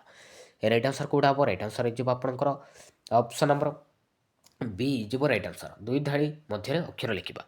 ତ ନେକ୍ସଟ ଦେଖିବା ଶୁଦ୍ଧ ଶବ୍ଦ ଲିଖନ ପାଇଁ କେଉଁଟି ଆବଶ୍ୟକ? ଶୁଦ୍ଧ ଶବ୍ଦ ଲିଖନ ପାଇଁ କ'ଣ ଆବଶ୍ୟକ? କ'ଣ ଆବଶ୍ୟକ? ମନେ ରଖିବେ ବନାନ ଖେଳର ଆବଶ୍ୟକ। ତ ନେକ୍ସଟ ଦେଖିବା କେଉଁ ପ୍ରକାର ମୂଲ୍ୟାୟନରେ ପ୍ରଶ୍ନଗୁଡ଼ିକୁ ମୁଖ୍ୟତଃ ପାଠ୍ୟକ୍ରମ ବହିର୍ଭୂତ ହୋଇଥାଏ? ଉପଲବ୍ଧି ପରୀକ୍ଷଣ ନା ପ୍ରବୀଣତା ପରୀକ୍ଷଣ ନା ଲବ୍ଧଜ୍ଞାନ ପରୀକ୍ଷଣ ନା ସାମଗ୍ରିକ ମୂଲ୍ୟାୟନ? ରାଇଟ୍ ଆନ୍ସର୍ କେଉଁଟା ହେବ? ରାଇଟ୍ ଆନ୍ସର୍ ହେଇଯିବ ଆପଣଙ୍କର ଅପସନ୍ ନମ୍ବର ବି ହେଇଯିବ ରାଇଟ୍ ଆନ୍ସର୍ ପ୍ରବୀଣତା ପରୀକ୍ଷଣ। ତ ନେକ୍ସଟ ଦେଖିବା କେଉଁଟି ଦରଖାସ୍ତ ବା ପତ୍ର ଲିଖନର ଉଦ୍ଦେଶ୍ୟ ନୁହେଁ? ଦରଖାସ୍ତ ବା ପତ୍ର ଲିଖନର ଉଦ୍ଦେଶ୍ୟ କେଉଁଟା ନୁହେଁ? ମପାଚୁପ ବା ଭାଷା ଚଳନ୍ତି ଭାଷା ଇତ୍ୟାଦି ପ୍ରୟୋଗ କରିବା ପାଇଁ ସୁଯୋଗ ସୃଷ୍ଟି ତା ସଂକ୍ଷେପରେ ମନର ଭାବକୁ ପ୍ରକାଶ କରିବା ନା ଭାବର ସାନ୍ଦ୍ରତା ବିନମ୍ରତା ଇତ୍ୟାଦି ଗୁଣଗୁଡ଼ିକୁ ଭାଷାରେ ପ୍ରକାଶ କରିବା ନା ବର୍ଣ୍ଣାଶୁଦ୍ଧି ନିରାକରଣ କୌଶଳ ଜାଣିବା? ରାଇଟ୍ ଆନ୍ସର୍ ହେଇଯିବ ଆପଣଙ୍କର ଅପସନ୍ ନମ୍ବର ଡି ବର୍ଣ୍ଣାଶୁଦ୍ଧି ନିରାକରଣ କୌଶଳ ଜାଣିବା। ଏଇଟା କିନ୍ତୁ ଦରଖାସ୍ତ ବା ପତ୍ର ଲିଖନର ଉଦ୍ଦେଶ୍ୟ ନୁହେଁ। Option number D. ବିରାମ ଚିହ୍ନ ହାଇଫେନ୍ କେଉଁଠି ବ୍ୟବହାର କରାଯାଏ? ହାଇଫେନ୍ କେଉଁଠାରେ ବ୍ୟବହାର କରାଯାଏ? କୌଣସି ଅନୁଚ୍ଛେଦର ଶିରୋନାମ ପରେ ନା ଧାଡ଼ି ଅଧା ବା ଖଣ୍ଡିଆ ରହିଗଲେ ନା ଲେଖା ମଧ୍ୟରେ କୌଣସି ଅର୍ଥକୁ ସ୍ପଷ୍ଟ କରିବା ପାଇଁ ନା ସମ୍ବୋଧନ ପରେ ବା ପୂର୍ବରୁ? କେତେବେଳେ ଆମେ ବ୍ୟବହାର କରିପାରିବା ହାଇଫେନ୍? ରାଇଟ୍ ଆନ୍ସର୍ କେଉଁଟା ହେବ? ରାଇଟ୍ ଆନ୍ସର୍ ହେଇଯିବ ଆପଣଙ୍କର ଅପସନ୍ ନମ୍ବର ବି ହେଇଯିବ ରାଇଟ୍ ଆନ୍ସର୍ ଧାଡ଼ି ଅଧା ବା ଖଣ୍ଡିଆ ରହିଗଲେ। ଅପସନ୍ ନମ୍ବର ବି। ଅଭୟାରଣ୍ୟର ବ୍ୟାଖ୍ୟା ଆମେ କିପରି କରିପାରିବା? ଯେଉଁ ଅରଣ୍ୟରେ ମଣିଷ କାହାକୁ ଭୟ କରେ ନାହିଁ ନା ଯେଉଁ ଅରଣ୍ୟରେ ବନବାସୀ ମନୁଷ୍ୟ ସ୍ୱଚ୍ଛନ୍ଦ ବିଚରଣ କରନ୍ତି ନା ଯେଉଁ ଅରଣ୍ୟରେ ଲୋକେ ବିବିଧ ଋତୁରେ ବଣଭୋଜି କରିଥାନ୍ତି ନା ଯେଉଁ ଅରଣ୍ୟରେ ଜୀବଜନ୍ତୁ ନିର୍ଭୟ ଓ ସ୍ୱାଧୀନ ଭାବେ ବିଚରଣ କରିଥାନ୍ତି? ରାଇଟ୍ ଆନ୍ସର୍ କେଉଁଟା ହେବ? ରାଇଟ୍ ଆନ୍ସର୍ ହେଇଯିବ ଆପଣଙ୍କର ଅପସନ୍ ନମ୍ବର ଡି ଯେଉଁ ଅରଣ୍ୟରେ ଜୀବଜନ୍ତୁ ନିର୍ଭୟ ଓ ସ୍ୱାଧୀନ ଭାବେ ବିଚରଣ କରିଥାନ୍ତି। Option number D.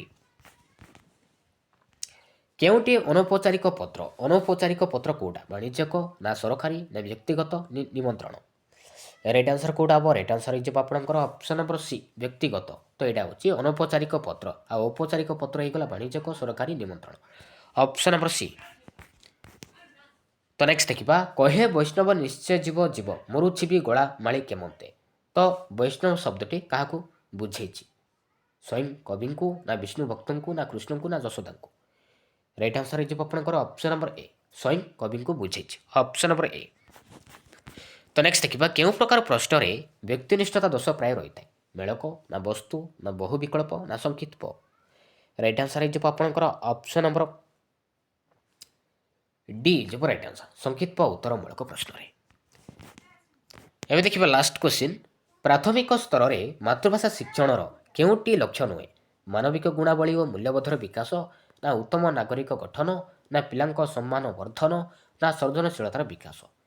Right answer କେଉଁଟା ହେବ? ରାଇଟ୍ ଆନ୍ସର୍ ହେଇଯିବ ଆପଣଙ୍କର ଅପସନ୍ ନମ୍ବର ସି ହେଇଯିବ ରାଇଟ୍ ଆନ୍ସର୍ ପିଲାଙ୍କ ସମ୍ମାନ ବର୍ଦ୍ଧନ। ଏଇଟା କିନ୍ତୁ ପ୍ରାଥମିକ ସ୍ତରରେ ମାତୃଭାଷା ଶିକ୍ଷଣକୁ ଲକ୍ଷ୍ୟକୁ ବୁଝାଉନାହିଁ। ତ ଅପସନ୍ ନମ୍ବର ସି ହେଇଯିବ ରାଇଟ୍ ଆନ୍ସର୍। Thank you.